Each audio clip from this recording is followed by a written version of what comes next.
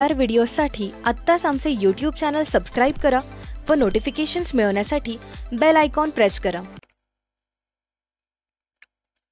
नमस्कार मित्रांनो, मी अबूज पाटील स्वागत करतो तुमचं द इन्फिनिटी अकॅडमीच्या ऑनलाईन लर्निंग प्लॅटफॉर्मवरती। आपण जानेवारी 2023 या महिन्यातल्या ज्या चालू घडामोडी आहेत, महत्त्वाचे जे टॉपिक आहेत ते महत्त्वाच्या टॉपिकला या ठिकाणी या लेक्चरच्या माध्यमातून हात घालणार आहोत।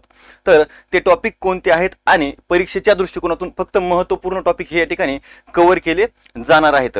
सगळ्यांनी जॉईन व्हायचं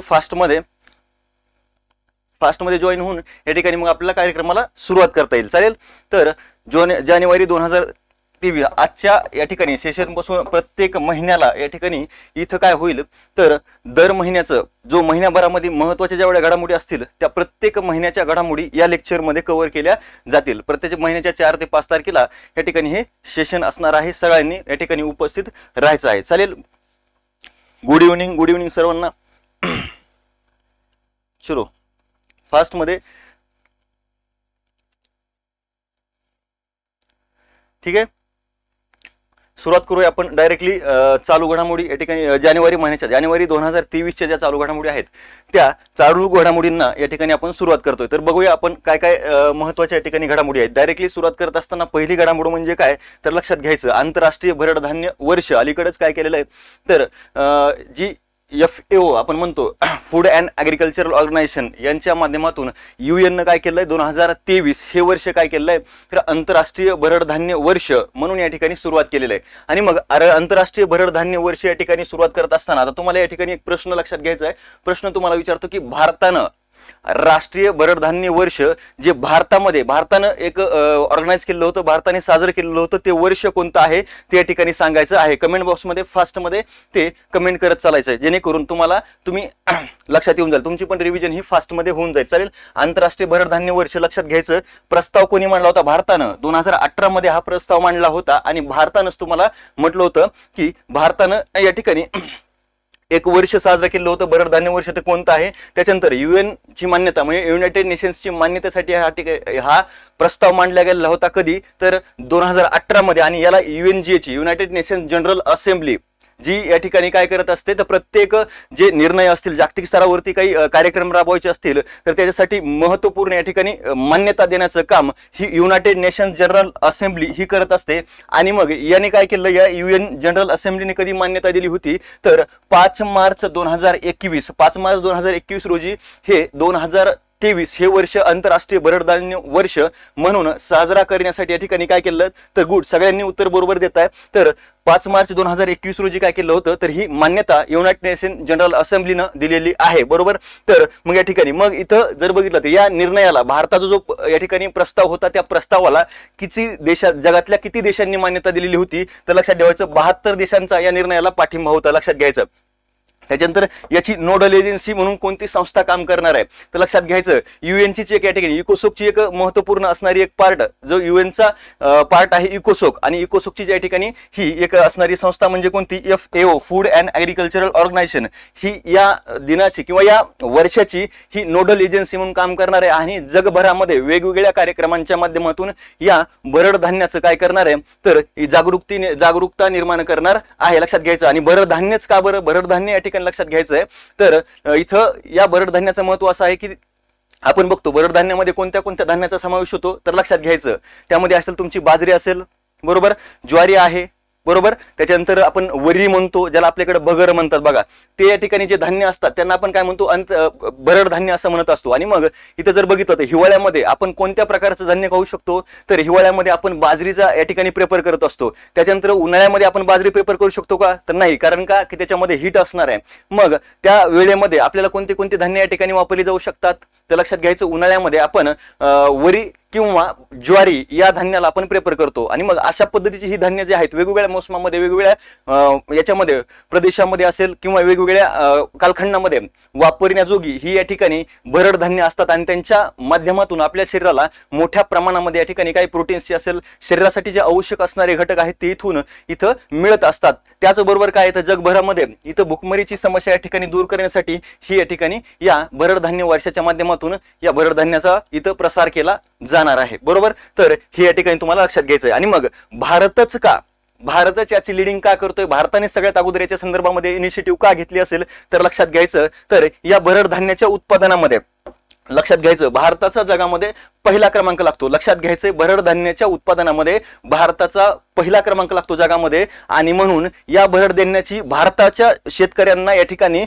फायदा व्हावा, जेणेकरून जगामधील इतर देशामध्ये जिथं जिथं भरड धान्य पिकवलं जात नाही त्याचा फायदा व्हावा, म्हणून या ठिकाणी त्या दृष्टिकोन पौष्टिक दृष्ट्या तर हे महत्वाचे आहेतच, त्याचा फायदा तर होणारच आहे, जागतिक भूकमरी मिटवण्यासाठी याचा फायदा होणारच आहे.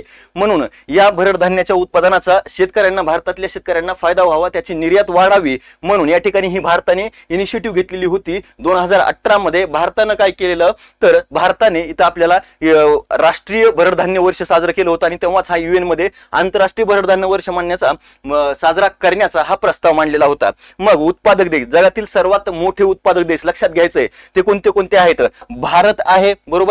दुसऱ्या क्रमांकावर असणारा देश कोणता आहे तर तो नायजेरिया आहे. लक्षात घ्यायचं अलीकडच्या कालखंडामध्ये आफ्रिकन देश हे भरड धान्याच्या उत्पादनामध्ये पुढे यायला लागलेले आहेत. मग त्याच्यापैकीचे एक भाग म्हणजे नायजेरिया आहे, दुसरा या ठिकाणी चीन. जगातले सगळ्यात मोठे जे मिलेट प्रोड्युसर जे देश आहेत, आपण मिलेट्स याला म्हणतो, भरड धान्यांना मिलेट्स प्रोड्युसर जे देश आहेत ते म्हणजे कोणते कोणते, भारत आहे, नायजेरिया आहे आणि चीन आहे. त्याचबरोबर आता या ठिकाणी पाहणं गरजेचं आहे, परीक्षेच्या दृष्टिकोनातून इथं आपल्याला पाहावं लागेल बरोबर.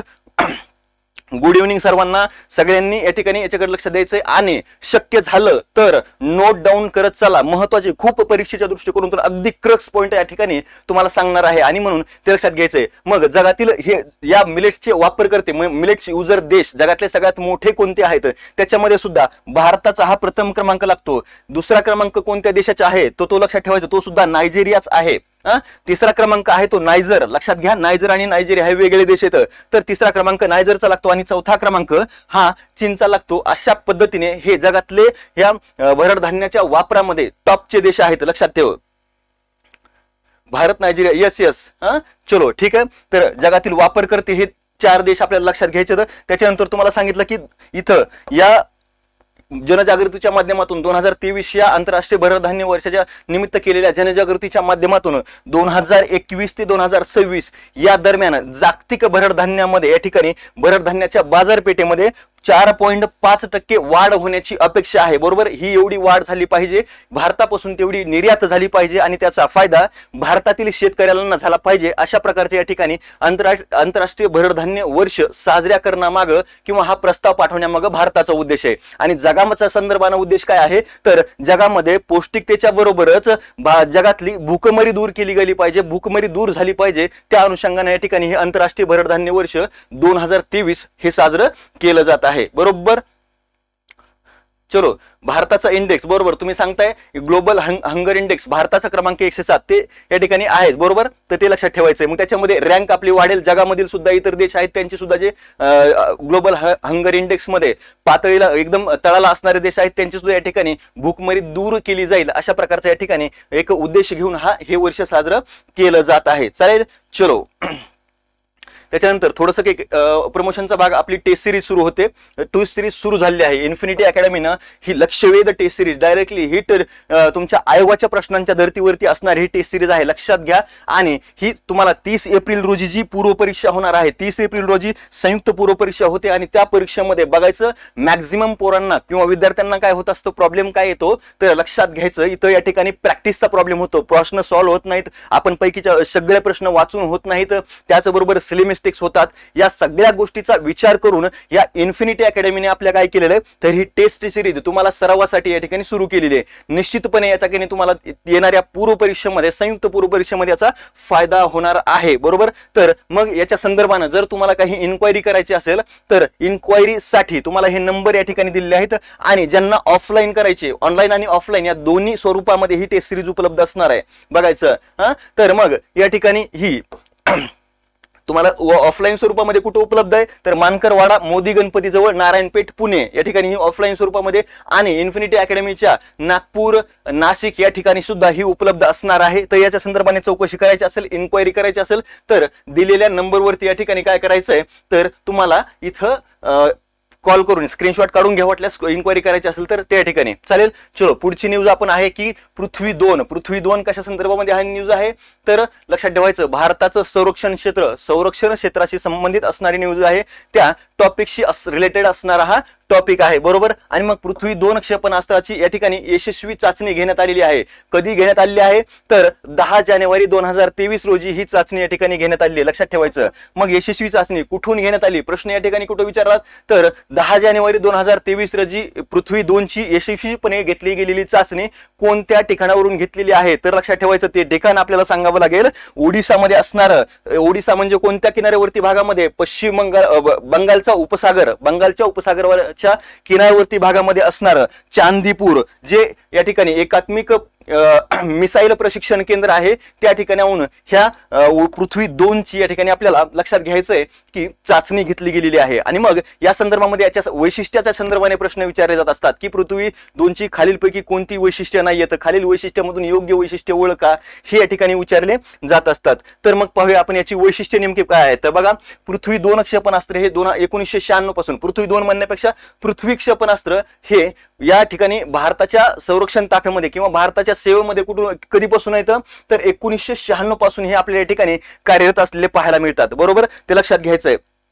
त्याच्यानंतर 350 किलोमीटर रेंज आहे, 450 नाही लक्षात ठेवायचं, 350 ते या ठिकाणी 400च्या दरम्यान या ठिकाणी ही रेंज, 250 ते 300 रेंज आहे एवढी या ठिकाणी लक्षात ठेवायची. 250 ते 350च्या दरम्यान ही रेंज आपल्याला पाहायला मिळते. त्याच्यानंतर याचा प्रकार कोणता आहे तर लक्षात घ्यायचं हे कसं जमिनीवरून जमिनीवर मारा करणारं हे क्षेपणास्त्र आहे. म्हणजे काय तर लँड टू लँड ही या ठिकाणी याची डागले जाऊ शकतात, या मिसाईलच्या माध्यमातून मारा केला जाऊ शकतो. त्याच्यानंतर शॉर्ट रेंज बॅलिस्टिक मिसाईल आहे, म्हणजे याची रेंज कशी आहे तर शॉर्ट स्वरूपाची आहे, किती आहे तर ती 350 किलोमीटर पर्यंत याची रेंज आपल्याला पाहायला मिळते. आणि आणखीन एक याचं वैशिष्ट्य म्हणजे काय तर पृथ्वी 2 हे स्वदेशी बनावटीचे या ठिकाणी हे क्षेपणास्त्र आहे. स्वदेशी बनावटीचे म्हणजे काय की याच्या संदर्भामध्ये जे टेक्नॉलॉजी आहे ती पूर्णपणे भारतानं विकसित केलेली आहे, पूर्णपणे याची निर्मिती ही भारतानं केलेली आहे. मग भारतामध्ये अशी कोणती संस्था आहे जिनं या पृथ्वी 2 ची या ठिकाणी निर्मिती केली तर लक्षात घ्यायचं ती संस्था आहे ती म्हणजे कोणती तर DRDO, भारताच्या संरक्षण क्षेत्रामध्ये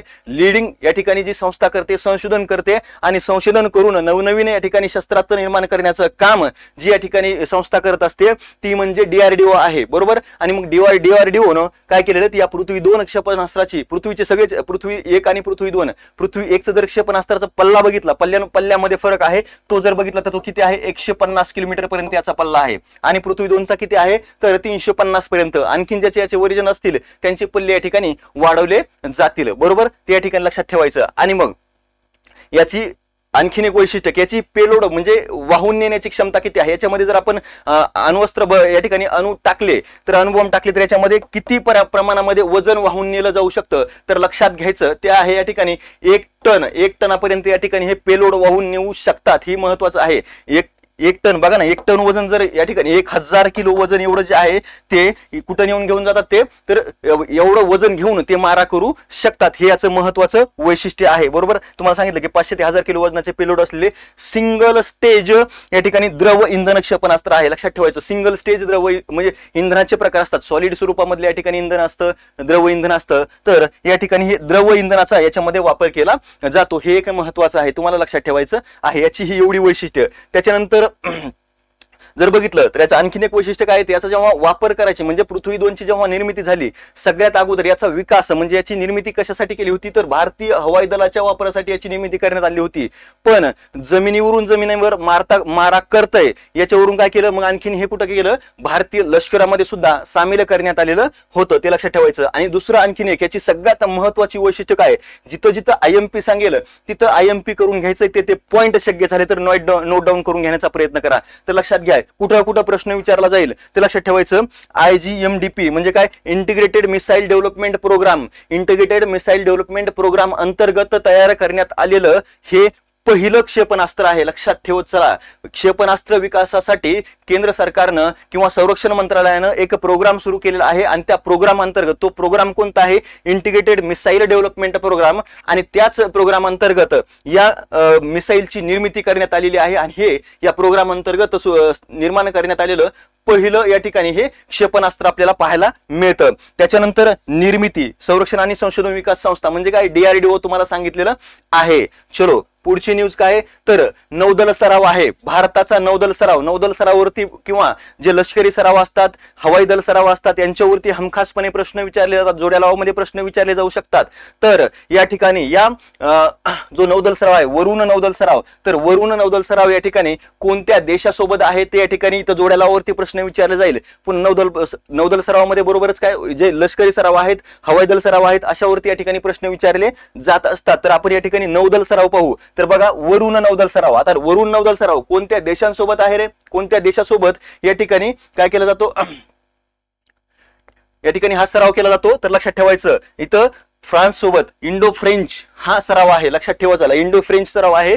इंडिया आणि फ्रान्स यांच्या नौदलामार्फत इंडियन नेव्ही आणि फ्रेंच नेव्ही यांच्या दोघांचा संयुक्त सराव आहे. हा आता कुठं केला गेला आहे, लक्षात ठेवायचं कुठं केला गेला आहे. तर इथं काय सांगितलंय तर पश्चिम किनारपट्टीवर, म्हणजे कोणत्या समुद्रामध्ये असेल रे, पश्चिम किनारपट्टीवरती कोणत्या समुद्रामध्ये असेल तर लक्षात घ्यायचं तो म्हणजे अरबी समुद्राचा भाग आहे. अरबी समुद्र. आणि मग या अरबी समुद्रामध्ये या ठिकाणी या इंडो फ्रेंच जो वरुण नौदल सराव आहे तो आयोजित केला गेला होता. तर या ठिकाणी आणखीन एक वैशिष्ट्य काय आहे, या नौदलाची ही कितवी आवृत्ती आहे तर या नौदलाची ही 21वी आवृत्ती आहे. यापूर्वी हा 20 वेळा आयोजित केला गेला आहे आणि 2023 मध्ये हा 21वी आवृत्ती या ठिकाणी पार पडलेली आहे. लक्षात ठेवायचं प्रश्न या ठिकाणी विचारले जाऊ शकतात. फ्रान्स, इंडिया फ्रान्स बरोबर अरबी समुद्र, हा सराव कधी झालेला आहे तर याचा कालावधी आहे 16 ते 20 जानेवारी 2023 या कालावधीमध्ये हा सराव पार पडलेला आहे. बरोबर. चलो त्याच्यानंतर दुसरं महत्वाचं काय तर तुम्हाला सांगितलं की सहभागी देश कोणते कोणते आहेत, फ्रान्स आणि भारत यांचे नौदल या दोन्ही देशाचे. त्याच्यानंतर आयोजन कोणी केलं होतं तर लक्षात ठेवायचं याचं आयोजन कधीपासून केलं जातं. आयोजन हे या ठिकाणी भारतामध्ये आहे तर ऑब्व्हियसली इंडियन नेव्हीने याचं आयोजन केलं असणार आहे. तर मग या नौदल सरावाचं आयोजन कधीपासून केलं जातं, तुम्हाला सांगितलं की 21वी आवृत्ती आहे, मग आयोजन कधीपासून केलं जातं तर लक्षात घ्यायचं 1993 पासून या नौदल सरावाचं इंडो फ्रेंच नौदल सरावाचं आयोजन केलं जातं. पण काय तर जेव्हा हा नौदल सराव सुरू झालेला होता तेव्हा याला वेगळं नाव होतं. आता जर बघितलं 2001 मध्ये या नौदल सरावाला काय नाव देण्यात आलेलं आहे तर या ठिकाणी वरुण असं नाव या ठिकाणी देण्यात आलेलं आहे. लक्षात ठेवायचं हे कधी नाव देण्यात आलं वरुण तर 2001 मध्ये या ठिकाणी हे नाव देण्यात आलेलं आहे. 1993 पासून सुरू होतो. अगदी बरोबर सगळे उत्तर देत आहेत. चलो ठीक आहे. मग आता याच्या पुढे आणखीन काय प्रश्न विचारला जाऊ शकतो की भारत आणि फ्रेंच यांच्या दरम्यान असणारे इतर सराव बरोबर, मग ते सराव कोणते कोणते आहेत बघा. ते सराव या ठिकाणी इंडो फ्रेंच संयुक्त सराव कोणते, डेझर्ट नाईट बघा, डेझर्ट नाईट हा एक या ठिकाणी सराव आहे. आणि दुसरा कोणता आहे तर गरुड.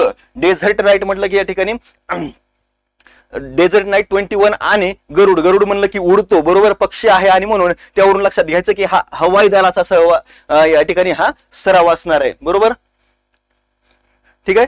वरुण बरोबर, वरुण नौदल सराव हा नौदलाचा सराव आहे. हे डेझर्ट नाईट आणि गरुड हे जर बघितले तर या ठिकाणी कशाचे आहेत ते लक्षात ठेवायचं. ते इथं हवाई दलाचे सहवार. त्याच्यानंतर लष्कर सराव जो आर्मी, इंडियन आर्मी आणि फ्रेंच आर्मी यांच्या दरम्यान हा संयुक्तरित्या या ठिकाणी सराव केला जातो. तो म्हणजे कोणता आहे तर शक्ती. हे तिन्ही या ठिकाणी इंडो फ्रेंच जे दल आहेत त्यांच्या दरम्यान हे सराव आपल्याला पाहायला मिळतात. बरोबर. त्याच्यानंतर इतर देशांसोबतचे महत्वाचे सराव या ठिकाणी आपल्याला पाहावे लागतील. बरोबर. इतर कोणते कोणते नौदल सराव महत्वाचे आहेत, इतर देशांसोबतचे फक्त नौदल सराव पाहतोय. लक्षात घ्या. चला बघा हा या ठिकाणी पहिला आहे इंद्रा म्हणलं की कोणत्या देशांच्या दरम्यान आहे रे, लक्षात ठेवा भारत आणि रशिया. त्याच्यानंतर पासेक्स हा जो नौदल सराव असणार आहे तो या ठिकाणी कोणत्या देशांच्या दरम्यान असेल ते सांगा बरं कमेंट बॉक्स मध्ये फास्ट मध्ये सांगत चला. सांगा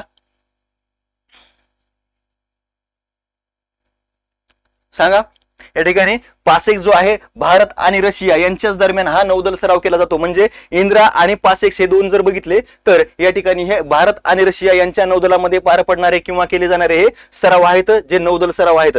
त्याच्यानंतर सिम्बेक्स म्हटलं की लक्षात ठेवायचं इंडिया आणि सिंगापूर, रिपब्लिकन ऑफ सिंगापूर म्हणजे काय तर इंडिया आणि सिंगापूर यांच्या दरम्यान हे या ठिकाणी सराव या ठिकाणी केला जातो. लक्षात ठेवत चला.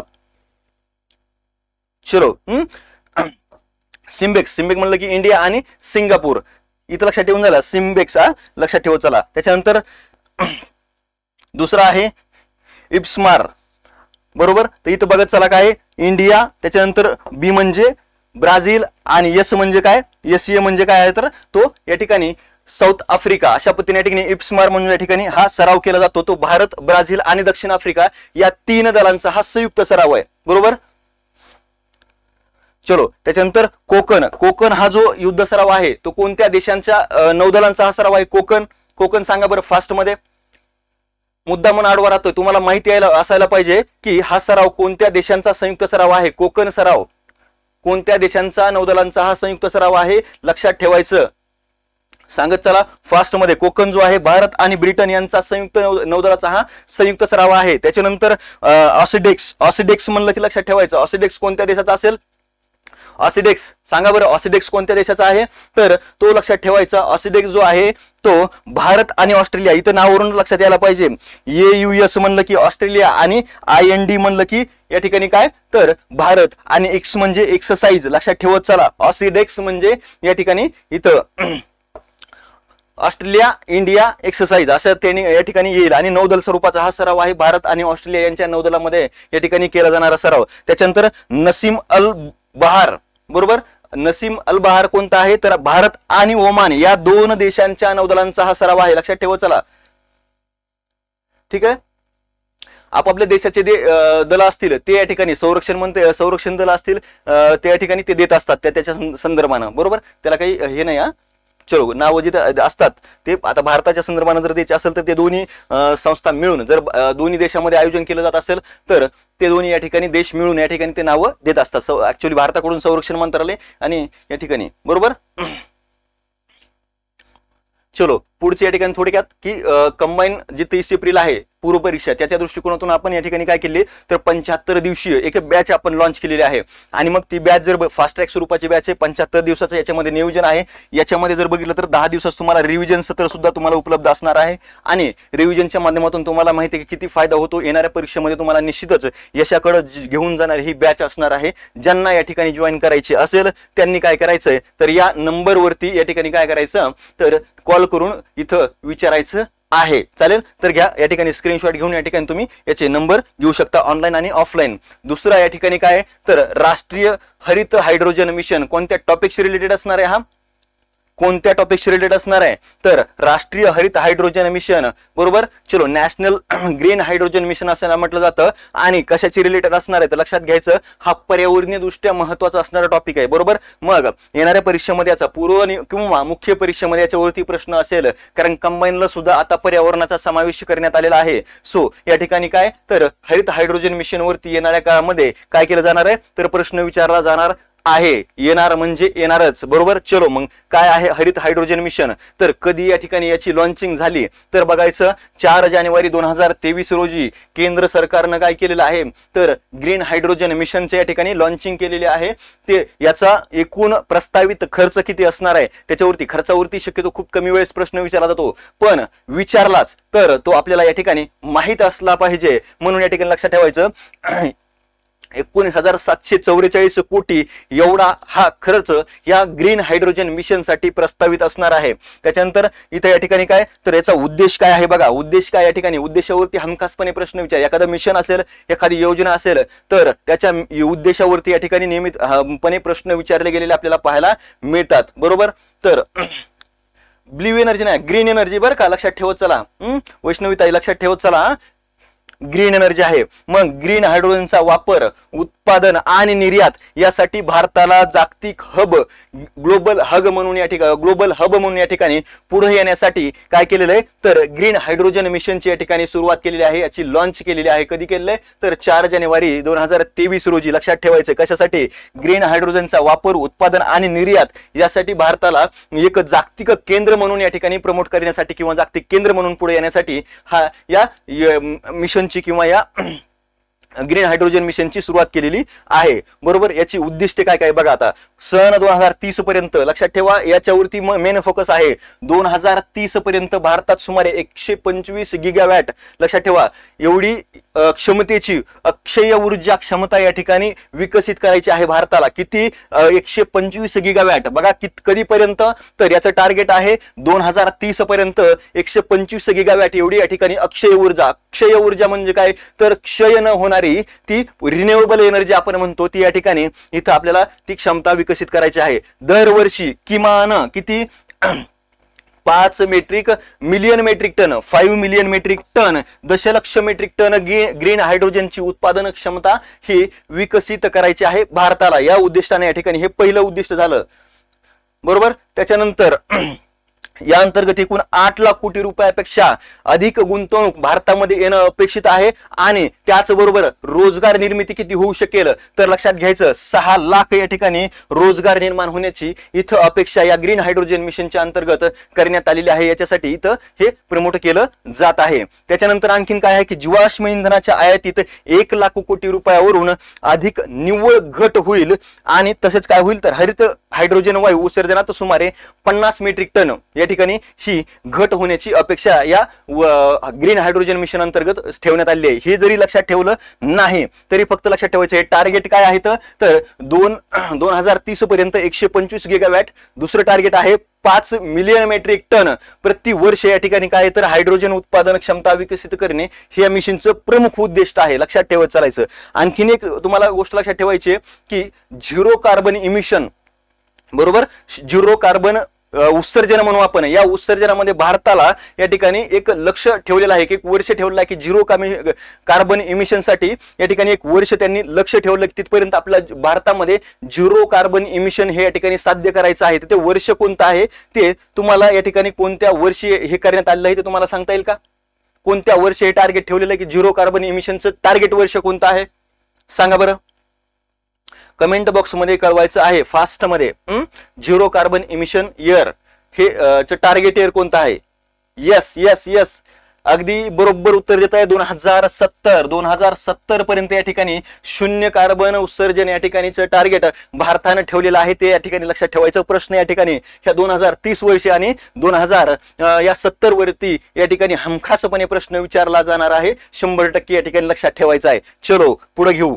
पुढची या ठिकाणी न्यूज. संविधान उद्यानाचे उद्घाटन. संविधान उद्यानाचं उद्घाटन कोणी केलेलं आहे? कोणाच्या हस्ते झालेलं आहे? कुठं झालेलं आहे? हे लक्षात ठेवायचंय. प्रश्न याच्यावरती विचारला जाईल तर लक्षात ठेवायचं. या ठिकाणी तुम्हाला चित्र दिसतंय, ते चित्र कोण आहेत बघा इथं उभे असणारे. एक आहेत या ठिकाणी भारताच्या महामहिम राष्ट्रपती, त्या म्हणजे द्रौपदी मुर्मू, आणि त्यांच्या शेजारी उभे आहेत. कोण उभे आहेत तर ते लक्षात ठेवायचं. कमेंट बॉक्स मध्ये नाव तुम्ही कळवू शकता फास्ट मध्ये. सांगा बरं यांच्या शेजारी हे उभे असणारे व्यक्तिमत्व कोण आहे? त्यांच्याच या ठिकाणी राज्यामध्ये या संविधान उद्यानाचं उद्घाटन द्रौपदी मुर्मू यांनी केलेलं आहे. सांगून चला कोण आहेत हे? कोण आहेत तर चला सांगा कमेंट बॉक्स मध्ये. तर ते आहेत राजस्थानचे मुख्यमंत्री अशोक गेहलोत. आणि अशोक गेहलोत यांच्या राज्यामध्ये म्हणजे कोणत्या राज्यामध्ये तर राजस्थान राज्यामध्ये या संविधान उद्यानाचं उद्घाटन द्रौपदी मुर्मू यांच्या हस्ते करण्यात आलेलं आहे. कधी करण्यात आलेलं आहे तर 3 जानेवारी 2023 रोजी. लक्षात ठेवा 2023 रोजी या ठिकाणी हे करण्यात आलेलं आहे. कुठं करण्यात आलेलं आहे म्हणजे हे भारतातलं पहिलं असणार आहे बरं का. संविधान उद्यान हे भारतातलं पहिलं असणार आहे. मग ते कोणत्या राज्यामध्ये? राजस्थानमध्ये. कोणत्या शहरामध्ये तर ते लक्षात ठेवायचं. राजस्थानचे जे राजभवन आहे ते कोणत्या शहरामध्ये तर जयपूर या शहरामध्ये या ठिकाणी हे उद्यान उभारण्यात आलेलं आहे. आणि अशा प्रकारचं या ठिकाणी उद्यान उभारणारं राजस्थान हे भारतातलं पहिलं राज्य असणार आहे ते तुम्हाला लक्षात ठेवायचंय. म्हणून इथं या ठिकाणी प्रश्न विचारला जाऊ शकतो. आणि मग 3 जानेवारी 2023 रोजी द्रौपदी मुर्मू यांच्या हस्ते कोणत्या या ठिकाणी घटकांचं इथं उद्घाटन करण्यात आलंय तर संविधान उद्यान, त्याचबरोबर मयूर स्तंभ लक्षात ठेवा, राष्ट्रध्वज पोस्टर या ठिकाणी यांचं उद्घाटन इथं द्रौपदी मुर्मू यांच्या हस्ते 3 जानेवारी 2023 रोजी करण्यात आलेलं आहे. त्याचबरोबर महाराणा प्रताप यांच्या पुतळ्यांचं अनावरण, महात्मा गांधी आणि महाराणा प्रताप यांच्या पुतळ्याचं अनावरण एकाच वेळी एवढ्या याचं उद्घाटन त्यांनी केलेलं आहे. दुसरी गोष्ट या ठिकाणी वैशिष्ट्य काय आहे लक्षात घ्या. या उद्यानाचं वैशिष्ट्य काय आहे तर संविधान निर्मितीमध्ये योगदान दिलेले जे महात्मे आहेत, जे लोक आहेत, त्या लोकांचे किंवा त्या व्यक्तींचे पुतळे त्या उद्यानामध्ये उभारण्यात आलेले आहे ते लक्षात ठेवायचं आहे. आणि मग त्याच म्हणजे याच्या माध्यमातून काय होणार आहे, पुतळे उभारले जातील आणि त्या पुतळे पाहिल्यानंतर या ठिकाणी लोकांमध्ये या संविधानाच्या संदर्भानं जनजागृती होईल असा उद्देश घेऊन या ठिकाणी हे आपल्याला गार्डन उभारलेलं पाहायला मिळतं. मग याचा उद्देश तुम्हाला सांगितलं की सर्वसामान्यांमध्ये संविधानाविषयी जागरूकता निर्माण करणे हा उद्देश घेऊन हे या ठिकाणी संविधान गार्डन स्थापन करण्यात आलेलं आहे, या ठिकाणी निर्माण करण्यात आलेलं आहे. याचे उद्घाटक आहेत कोण, परत एकदा सांगतोय कारण का की याच्यावरती 100% प्रश्न येणं अपेक्षित आहे, ते लक्षात ठेवत चला. मग ते द्रौपदी मुर्मू यांच्या हस्ते उद्घाटन झालेलं आहे. मग असा निर्णय घेणार राजस्थान हे भारतातलं पहिलं राज्य आहे आणि अशा प्रकारचं गार्डन असणार जयपूर हे पहिलं शहर असणार आहे. लक्षात ठेवा, प्रश्न याच्यावरती विचारला जायला पाहिजे. चलो या ठिकाणी अशा पद्धतीचे महाराणा प्रताप यांचा पुतळा आहे, त्याचबरोबर इथं बघितलं तर अशा पद्धतीचं हे गार्डन ते या ठिकाणी पाहायला मिळतंय. बरोबर. चलो त्याच्यानंतर स्मार्ट कार्यक्रम एक भारताचं आयुष मंत्रालय जे आहे या आयुष मंत्रालयानं सुरुवात केलेला हा या ठिकाणी स्मार्ट कार्यक्रम आहे. मग स्मार्टचा या ठिकाणी काय लॉंग फॉर्म विचारला जाऊ शकतो की स्मार्ट मीन्स काय, तर बघा scope for mainstreaming Ayurveda, बघा scope for mainstreaming Ayurveda, research in teaching professionals.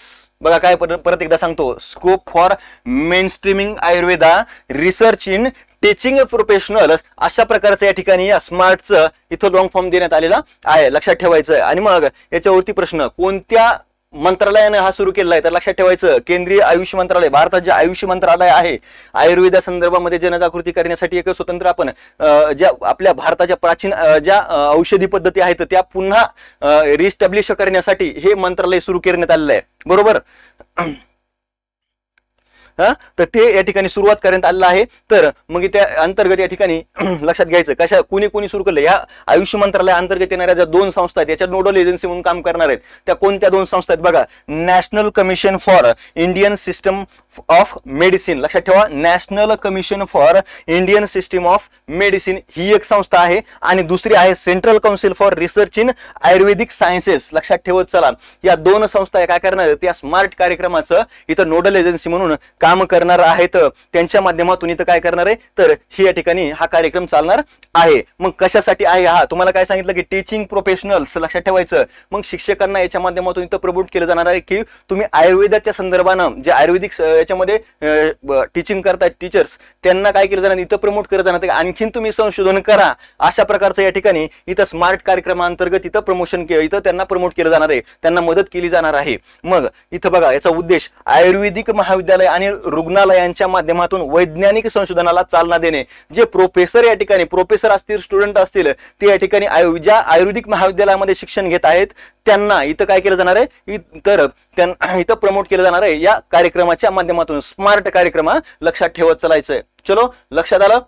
चलो पुढे चालूया. आता लुईस इनाचियो लुला दा सिल्वा, आता थोडंसं नाव जरी अवघड असलं तरी हरकत नाही, पण लुईस इनाचियो लुला दा सिल्वा हे कोण आहेत, कशामुळे चर्चेत होते रे, तर कोणत्या देशाचे राष्ट्राध्यक्ष म्हणून यांनी काय केलंय, शपथ घेतलेली आहे. सांगा बरं, कमेंट बॉक्स मध्ये फास्ट मध्ये सांगून टाकायचं आहे की हे या ठिकाणी कोणत्या देशाचे राष्ट्रपती म्हणून इथे नियुक्त झालेले आहेत. सांगून टाकायचे फास्ट मध्ये कमेंट बॉक्स मध्ये, शक्य झालं तर कमेंट बॉक्स मध्ये सांगून टाका की कोणत्या देशाचे या ठिकाणी इथं लुईस इनाचियो लुला दा सिल्वा यांनी कोणत्या देशाचे राष्ट्राध्यक्ष म्हणून शपथ घेतलेली आहे. तर लक्षात घ्यायचं तो देश आहे ब्राझील. आणि कितवे आहेत ब्राझीलचे, तर 39वे राष्ट्राध्यक्ष म्हणून त्यांनी शपथ घेतलेली आहे. मग यांच्या संदर्भाने थोडक्यामध्ये बघू, प्रश्न जर आला तर आंतरराष्ट्रीय लेवलच्या काही घडामोडीवरती प्रश्न विचारले जात असतात. ब्राझील जर देश बघितला तर आपल्याकडे या ठिकाणी इथं थोडासा म्हणजे फॅमिली मित्र राष्ट्र बनल्यासारखं असं आहे ब्राझील. बरोबर. चलो मग लुईस इनाचियो लुला दा सिल्वा यांच्या संदर्भामध्ये बघा, लुईस इनाचियो जे आहेत यांनी ब्राझीलचे 39वे राष्ट्राध्यक्ष, बघा पंतप्रधान नाही, राष्ट्राध्यक्ष म्हणून या ठिकाणी शपथ घेतलेली आहे. ऑक्टोबर 2022 मध्ये 77 वर्षीय लुला यांनी जैर बोल्सोनारो यांचा पराभव करत तिसऱ्यांदा राष्ट्राध्यक्ष पदाची या ठिकाणी निवडणूक जिंकलेली होती आणि आता त्यांचा हा शपथविधी झालेला आहे. लक्षात ठेवा, कधी झाली होती, ऑक्टोबर 2022 मध्ये ही निवडणूक पार पडलेली होती. लक्षात ठेवायचं 77 वर्ष वय आहे, हे पण महत्वाचं आहे की एवढ्या म्हणजे वय असून सुद्धा हा माणूस लढाई देतोय आणि नंतर या ठिकाणी काय करतोय, तर या राष्ट्रपती पदावरती पोहोचतोय सलग या ठिकाणी. त्याच्यानंतर 2003 ते 2010 या काळात वर्कर्स पार्टीचे अध्यक्ष म्हणजे ब्राझीलमध्ये कार्यरत असणारा एक जो राजकीय पक्ष आहे आणि त्या पक्षाचे अध्यक्ष म्हणून कोणता पक्ष आहे, वर्कर्स पार्टी, बरोबर, अध्यक्ष म्हणून माजी युनियन नेते या ठिकाणी असलेल्या लुला यांनी कमोडिटी तेजी दरम्यान लाखो लोकांची आर्थिक पातळी सुधारलेली होती. लक्षात ठेवायचं, म्हणजे आर्थिक क्षेत्रामध्ये यांचं मोठ्या प्रमाणामध्ये काम या ठिकाणी लक्षात ठेवायचं. यस यस यस ते आपण पाहणारच. तर लक्षात ठेवायचं त्यांनी आर्थिक क्षेत्रामध्ये काम केलेलं आहे ब्राझीलमध्ये. त्याच्यानंतर लुईज इनाचिओ यांनी काय केलं, वर्कर्स पार्टीचे म्हणजे संस्थापक सदस्य म्हणून सुद्धा या ठिकाणी, म्हणजे जेव्हा ती पार्टी स्थापन झाली तेव्हापासून हे या ठिकाणी त्या पार्टीमध्ये काम करत आहे. त्याच्यानंतर राष्ट्रपती पदाचे उमेदवार म्हणून 3 वेळा अपयशी ठरलेले ते. लक्षात ठेवा, आपल्याला उदाहरण इतकं छान पद्धतीचे, आपण एक वेळा परीक्षेला नापास झालो लगेच आपण काय करतो तर गिव्ह अप करत असतो. तर ते या ठिकाणी यांच्याकडून शिकण्यासारखी गोष्ट आहे. 3 वेळा राष्ट्रपती पदाची हे या ठिकाणी काय केले, यांनी उमेदवारी या ठिकाणी घोषित केली होती. पण काय केलं, 3 वेळा या ठिकाणी अपयशी ठरलेले आहेत आणि 2002 मध्ये ते विजयी झाले होते प्रथमच. लक्षात ठेवायचं 2002 मध्ये. आणि 1 जानेवारी 2003 रोजी त्यांनी प्रथमच राष्ट्राध्यक्ष पदाची या ठिकाणी काय घेतली होती तर शपथ घेतलेली होती. चलो या ठिकाणी महत्वाचं आहे. चलो 2006 मध्ये त्यांची पुन्हा राष्ट्राध्यक्षपदी निवड झाली. म्हणजे किती, पहिल्यांदा 2002 मध्ये निवडणूक जिंकले, 2006 मध्ये पुन्हा त्यांनी या ठिकाणी शपथ घेतली आणि त्यांना जानेवारी 2011 पर्यंत मुदतवाढ देण्यात आलेली होती. जानेवारी 2006 पासून ते 11 पर्यंत, म्हणजे किती वर्षाचा कालखंड झाला रे, तर 5 वर्षाचा, बरोबर. तर या पद्धतीने तुम्हाला लक्षात ठेवायचं की इथं राष्ट्राध्यक्ष पदाचा कालावधी किती असेल, कार्यकाळ किती असतो तर 5 वर्ष हा या ठिकाणी कालावधी असतो.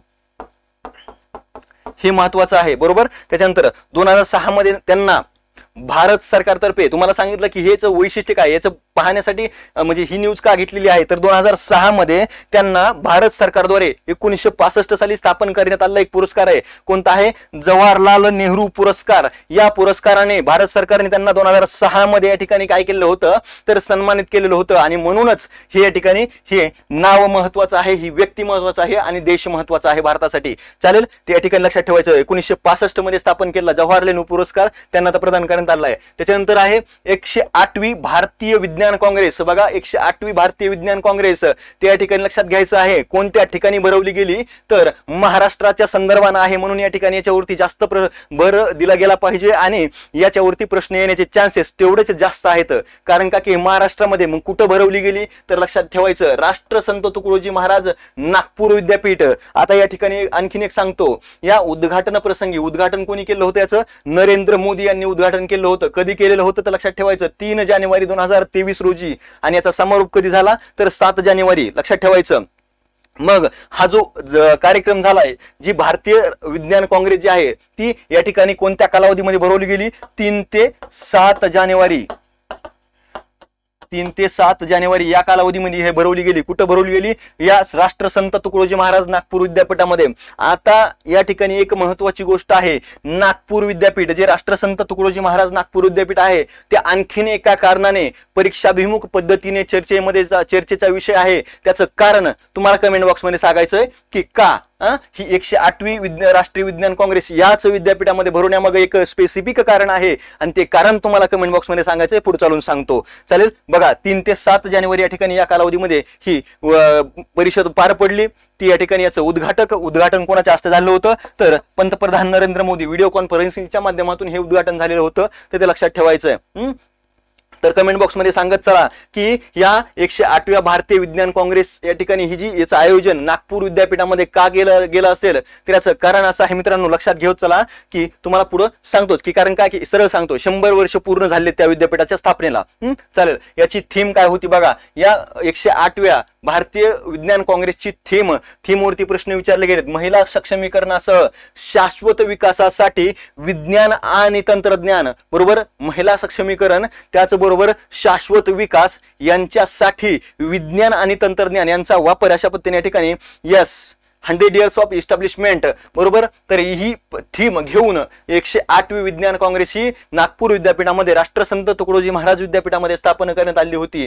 मग याच्या मागच्या वर्षी जी विज्ञान काँग्रेस होती ती या ठिकाणी कुठं केली गेली तर 107वी जी इंडियन सायन्स काँग्रेस जी आहे, म्हणजे आपण विज्ञान काँग्रेस म्हणतो, त्याचं आयोजन जानेवारी 2020 मध्ये कुठं करण्यात आलं होतं, बेंगलुरू असं म्हणू आपण, बंगळुरू शहरामध्ये या ठिकाणी याचं आयोजन करण्यात आलं होतं कर्नाटक मध्ये, बरोबर. मग याचं बेसिक थोडक्यामध्ये पाहणं गरजेचं असतं. या ठिकाणी प्रश्न विचारला जाईल न विचारला जाईल त्याचं आपलं हे नाही, पण बेसिक माहित असायला पाहिजे. कधी सुरू झाली तर लक्षात ठेवायचं, सुरुवात झाली होती 1914 साली, बरोबर. 14 साली जी पहिली झाली ती कोणत्या शहरामध्ये झाली तर कोलकाता शहरामध्ये ही पार पडली होती. या काँग्रेसचं उद्घाटन किंवा सुरुवात करण्यामागे कोणते व्यक्ती होते म्हणजे संस्थापक कोण आहेत? JL सिमोसेन, लक्षात ठेवायचं, JL सिमोसेन आणि दुसरे आहेत PS मॅकमोहन. या दोन व्यक्तींनी या ISC चं या ठिकाणी सुरुवात केलेली आहे, संस्थापना केलेली आपल्याला पाहायला मिळते. मग या ठिकाणी याच्या नंतर या 108व्या भारतीय विज्ञान काँग्रेसचं वैशिष्ट्य काय होतं तर लक्षात ठेवायचं, या काँग्रेसच्या अधिवेशनात आदिवासी महिलांच्या सक्षमीकरणावर या ठिकाणी विशेष लक्ष दिलं गेलं होतं. आदिवासी महिलांसाठी या ठिकाणी इथं सक्षमीकरण केलं गेलं पाहिजे अशावरती या विषयावरती इथं भर दिला गेला होता आणि म्हणून या ठिकाणी आदिवासी विज्ञान काँग्रेसचाही याच्यामध्ये समावेश करण्यात आलेला होता. हे याचं वैशिष्ट्य आहे, ते IMP करून ठेवायचंय. लक्षात ठेवत चला, IMP करून ठेवायचं. प्रश्न या ठिकाणी विचारला जाऊ शकतो की याचं मेन वैशिष्ट्य काय होतं.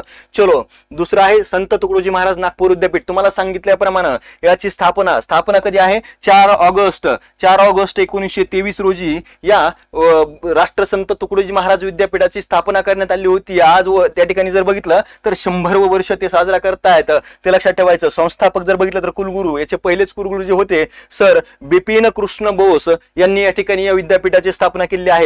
यांचं आणखीन एक वैशिष्ट्य काय आहे, वैशिष्ट्य लक्षात घेत चला, ते आहे की डॉक्टर बाबासाहेब आंबेडकर यांच्या विचारधारेवर आधारलेला अभ्यासक्रम सुरू करणारं भारतातलं पहिलं विद्यापीठ ते या ठिकाणी लक्षात ठेवायचं. याला IMP करून ठेवायचं. IMP याच्यावरती प्रश्न येऊ शकेल की डॉक्टर बाबासाहेब आंबेडकर यांच्या विचारधारेवर आधारित असणारा अभ्यासक्रम सुरू करणारं भारतातलं पहिलं विद्यापीठ कोणतं. त्यावेळी तुम्हाला सांगता आलं पाहिजे की नागपूर येथे असणारं राष्ट्रसंत तुकडोजी महाराज नागपूर विद्यापीठ हे अशा प्रकारचं या ठिकाणी पहिलं विद्यापीठ आहे. चालेल, चलो ठीक आहे. पुढे उमानिया ऑफ GAM. आता याचं या ठिकाणी लक्षात ठेवायचं, उमानिया म्हणलं की तुम्हाला लक्षात यायला पाहिजे की महिलांच्या संदर्भाने काहीतरी इनिशिएटिव्ह घेतलेली आहे आणि जेव्हा महिलांचा विषय येतो तेव्हा आयोग सेन्सिटिव्ह असतो आणि प्रश्न या ठिकाणी विचारतोच लगेच. आयोग विचारतो, ज्या ठिकाणी इथं महत्वाचं आहे. उमानिया ऑफ GEM लक्षात ठेवायचं. GEM म्हणजे काय तर गव्हर्नमेंट ई मार्केट प्लेस, याचा अर्थ असा होतो. मग उमानिया काय आहे? उमानिया तर लक्षात ठेवायचं, महिला उद्योजक आणि महिला स्वयंसहायता गट, ज्याला आपण काय म्हणतो रे गावाकडं, सांगा बरं. महिला स्वयंसहायता गट म्हणजे काय तर आपण जनरल भाषेमध्ये त्यांना आपण म्हणतो बचत गट. जे आहेत या स्वयंसहायता गटांना त्यांची उत्पादने, बचत गटांतर्गत काही उत्पादनं निर्माण केली जातात. ती उत्पादनं विविध सरकारी मंत्रालय, बघा काही या ठिकाणी बचत गटामार्फत जी तयार केलेली, महिला बचत गटांनी काही तयार केलेली उत्पादनं ही सरकारी संस्था असतील, मंत्रालय असतील किंवा काही विभाग असतील, या संस्थांनाही थेट विकता यावीत यासाठी हा या ठिकाणी उमानिया उपक्रम सुरू करण्यात आलेला आहे. कशामार्फत? सॉरी, थोडासा घसा खराब आहे त्यामुळे त्याबद्दल थोडीशी माफी असू द्या. तर लक्षात ठेवा, GEM न या ठिकाणी हा GEM वरतीच या ठिकाणी हा उपक्रम सुरू केलेला आहे उमानिया, बरोबर. तर उमानिया म्हणलं की तुम्हाला लक्षात आलं पाहिजे, उमानिया म्हणलं की महिलांशी रिलेटेड आहे. मग महिला बचत गटांनी जी निर्माण केलेली उत्पादनं आहेत ती सरकारी मंत्रालय असतील, सरकारी संस्था असतील, सरकारी या ठिकाणी विभाग असतील, त्या विभागांना थेट विकता यावीत अशासाठी या ठिकाणी हा उद्देश घेऊन ही या ठिकाणी सुरुवात करण्यात आलेली इनिशिएटिव्ह आहे, ते लक्षात ठेवायचं आहे. मग उद्देश काय? तुम्हाला समाजातील उपेक्षित घटकांमधील महिला उद्योजकता विकसित करणे हा उद्देश घेऊन या ठिकाणी काय केले तर उमानिया ऑन GEM हा उपक्रम हाती घेतलेला आहे, सुरुवात करण्यात आलेला आहे. लक्षात ठेवायचं, महिला म्हणजे समाजातील उपेक्षित घटकांमधील महिला उद्योजकता फोकस काय केलेला आहे तर महिला उद्योजकता विकसित करणे हा उद्देश घेऊन या ठिकाणी हा सुरुवात करण्यात आलेला आहे. चालेल, चलो पुढे बघा. आता GEM तुम्हाला सांगितलं काय तर गव्हर्नमेंट ई मार्केट प्लेस असं याला म्हटलं जातं. याची स्थापना जी आहे 2006 मध्ये करण्यात आलेली आहे. कशासाठी करण्यात आलेली आहे तर लक्षात ठेवायचं, जे सरकारी मंत्रालय असतील, सरकारी जे विविध विभाग असतील, त्याचबरोबर सरकार अंतर्गत येणारे राज्यांचे काही मंत्रालय असतील, त्यांना या ठिकाणी काही खरेदी करायचे असतील, ऑनलाईन खरेदी करायचे असतील तर त्या ठिकाणी काय करतात, या ई मार्केट प्लेसवरून ते खरेदी करत असतात. ते त्यांच्या खरेदीसाठी या ठिकाणी असणारं हे एक ऑनलाईन बाजारपेठ असं म्हणायला हरकत नाही. ती गव्हर्नमेंट ई मार्केट प्लेस आहे ते लक्षात ठेवायचं. मग त्यांच्या खरेदीसाठी हा या ठिकाणी वापरला जातो. आणि कोणत्या मंत्रालयाच्या अंतर्गत असेल तर वाणिज्य आणि उद्योग मंत्रालयाच्या अंतर्गत स्थापन करण्यात आलेला हे या ठिकाणी ही आपल्याला संस्था म्हणता येईल. आणि मग सध्याचे जे प्रमुख याचे कोण आहेत तर यश राधा चव्हाण याचे या ठिकाणी प्रमुख आहेत, लक्षात ठेवायचं. याच्यावरती प्रश्न विचारायचा. जीईएम, आता जीईएम ने जर बघितलं अलीकडे MSME च्या संदर्भाने सुद्धा काय केलंय तर एक अहवाल जारी केला होता. आणि त्याच्यामध्ये काय ही एक महत्वाची लक्षात ठेवा, 2022 मध्ये सर्वात जास्त MSME कडून या ठिकाणी खरेदी करणारं मंत्रालय कोणतं, MSME कडून वस्तूंची खरेदी करणारं मंत्रालय कोणतं, तर याच्यावरती प्रश्न या ई मार्केट प्लेसच्या अहवालावरूनच त्या ठिकाणी सांगण्यात आलेला आहे. तो कोणता आहे तर सांगा बरं, कमेंट बॉक्स मध्ये सांगता येईल का तुम्हाला की 2022 मध्ये MSME वस्तूंची सर्वात जास्त खरेदी करणारं मंत्रालय कोणतं, कमेंट बॉक्स मध्ये सांगायचंय. पुढे सांगतो उत्तर, आत्ताच सांगणार नाही. जोपर्यंत तुम्ही कमेंट बॉक्स मध्ये नसेल येत तर पटकन कमेंट बॉक्स मध्ये सांगायचं सर तुम्ही सांगा म्हणून. नीलमणी फुकन यांना IMP करायचंय, यांना IMP करायचंय. निधन वार्ता आहे. यांना सगळ्यात अगोदर तर श्रद्धांजली. बघा, नीलमणी फुकन यांचं निधन झालेलं आहे. कधी निधन झालंय तर लक्षात ठेवायचं 19 जानेवारी 2023 रोजी वयाच्या 90व्या वर्षी या ठिकाणी यांचं निधन झालेलं आहे. तो तुम्ही तर मग निधन झालं असेल वयाच्या 90व्या वर्षी, जन्म कधीचा होता तर लक्षात ठेवायचं 10 सप्टेंबर 1933. बेसिक सांगून टाकलं, कारण का तर यांच्या संदर्भाने एवढंच या ठिकाणी हे आहे. मग याच्या पुढे महत्वाच्या गोष्टी परीक्षेच्या दृष्टिकोनातून आहेत तुम्हाला, कारण का चर्चेचा विषय काय आहे तो निधन झालंय म्हणून यांना IMP करा का म्हटलो तर 2021 मध्ये ज्ञानपीठ पुरस्काराने यांना सन्मानित करण्यात आलेलं होतं. लक्षात ठेवा. चला नो टेक्सटाईल नाहीये बरं का, टेक्सटाईल नाहीये, लक्षात ठेवत चला, टेक्सटाईल नाहीये. नीलमणी फुकन हे या ठिकाणी बागमी बोर या नावाने सुद्धा प्रसिद्ध होते, लक्षात ठेवायचं. आणि नीलमणी फुकन कोण आहे तर हे या ठिकाणी आसामी कवी आहेत, लक्षात ठेवायचं. आसामचे असणारे कवी हे या ठिकाणी आहेत. आणि आसाम मध्ये त्यांचा जन्म 10 सप्टेंबर 1933 मध्ये झाला होता. निधन झालं 19 जानेवारी 2023 मध्ये या ठिकाणी वयाच्या 90व्या वर्षी. बागमी बोर, लक्षात ठेवा. चला, हे नाव महत्वाचं आहे. बागमी बोर या नावाने ओळखले जाणारे कवी कोण, अशा प्रकारचा जर प्रश्न आला तर त्यावेळी तुम्हाला सांगून टाकतो. बघा,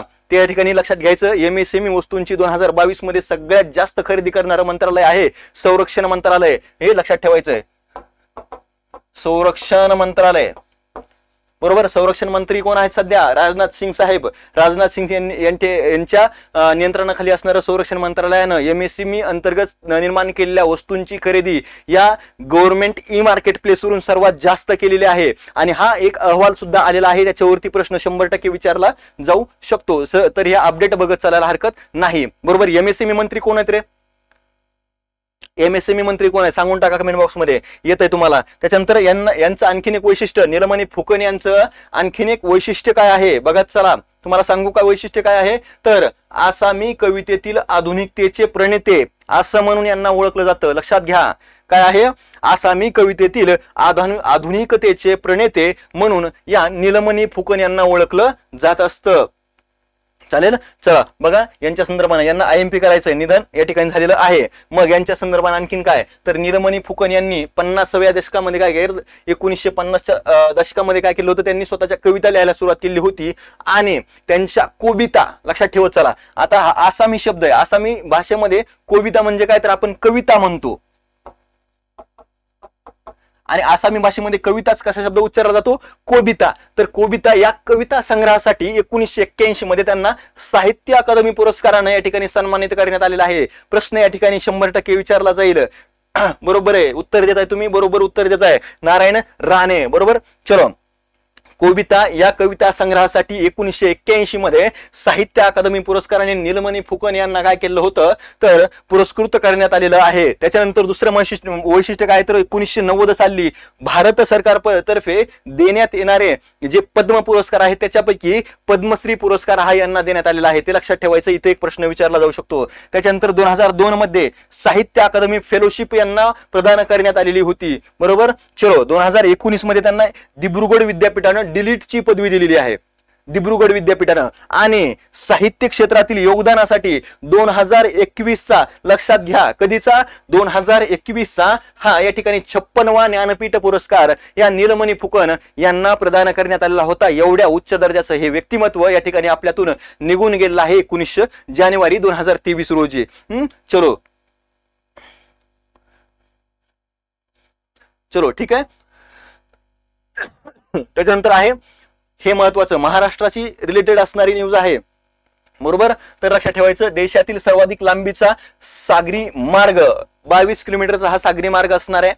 तर कुठं विकसित केला गेलाय तर लक्षात ठेवायचं, मुंबई प्रदेशामध्ये. मुंबईचा जो बेटीय भाग आहे तिथून मुख्य भूमीला जोडण्यासाठी हा सागरी मार्ग निर्माण केला जातोय 22 किलोमीटरचा. बघा मग मुंबई ते रायगड जिल्ह्यातील चिर्ले हे जे ठिकाण आहे या दोन ठिकाणच्या दरम्यान हे या ठिकाणी हा सागरी मार्ग बांधला जातोय आणि 15 ते 20 मिनिटांमध्ये हे अंतर आपल्याला गाठता म्हणजे अंतर हे कापता येणार आहे. कारण अगोदर जर बघितलं तर हा या पद्धतीने अशा पद्धतीने या ठिकाणी हा भाग आहे, बरोबर. तर इकडे जर बघितलं तर इथं मुंबईचा भाग आहे आणि इथून असा जाण्यासाठी हा 22 किलोमीटर आहे. इकडून जर यांना इथं जायचं असेल या चिर्ले या ठिकाणी तर इकडून येऊन असं जावं लागायचं, म्हणजे प्रचंड प्रमाणामध्ये वेळ लागत होता. एकतर मुंबईचे ट्रॅफिक, मग त्यांना फास्ट मध्ये जाण्यासाठी या ठिकाणी हा सागरी मार्ग बांधला जात आहे. मग बघा हे किती अंतर आहे 22 किलोमीटरचं आणि ओपन रोड टोलिंग यंत्रणा असलेला देशातील पहिला मार्ग आहे. ओपन रोड टोलिंग लक्षात घ्या, ओपन रोड टोलिंग यंत्रणा असलेला हा देशातला पहिला मार्ग आहे, लक्षात ठेवत चला. चलो पुढे आहे मुंबई ट्रान्स हार्बर लिंक. बघा कोणत्या ठिकाणाच्या दरम्यान आहे मुंबई ट्रान्स हार्बर लिंक, हा मुंबई शहरातील शिवडी व मुख्य भूमीवरील नावा सेवा जे आपण म्हणतो ना तर त्यातलं नावा या दोन ठिकाणांना हा जोडणारा सागरी मार्ग आहे. 22 किलोमीटरचा हा असणार आहे. याचं आणखीन एक वैशिष्ट्य काय तर 6 पदरी असणार आहे, म्हणजे जायचे 3 असे आणि यायचे 3 असे, अशा पद्धतीने हा 6 पदरी मार्ग असणार आहे, लक्षात ठेवायचं. 3+3 चालेल. चलो त्याच्यानंतर मग आणखीन काय तर समुद्रातील लांबी किती आहे, समुद्रातील लांबी 16.5 किलोमीटर आणि जमिनीवरील लांबी किती आहे तर 5.5, हे लक्षात ठेवायचं. अशा पद्धतीने या ठिकाणी समुद्रामध्ये निर्मिती केली जाते त्याची.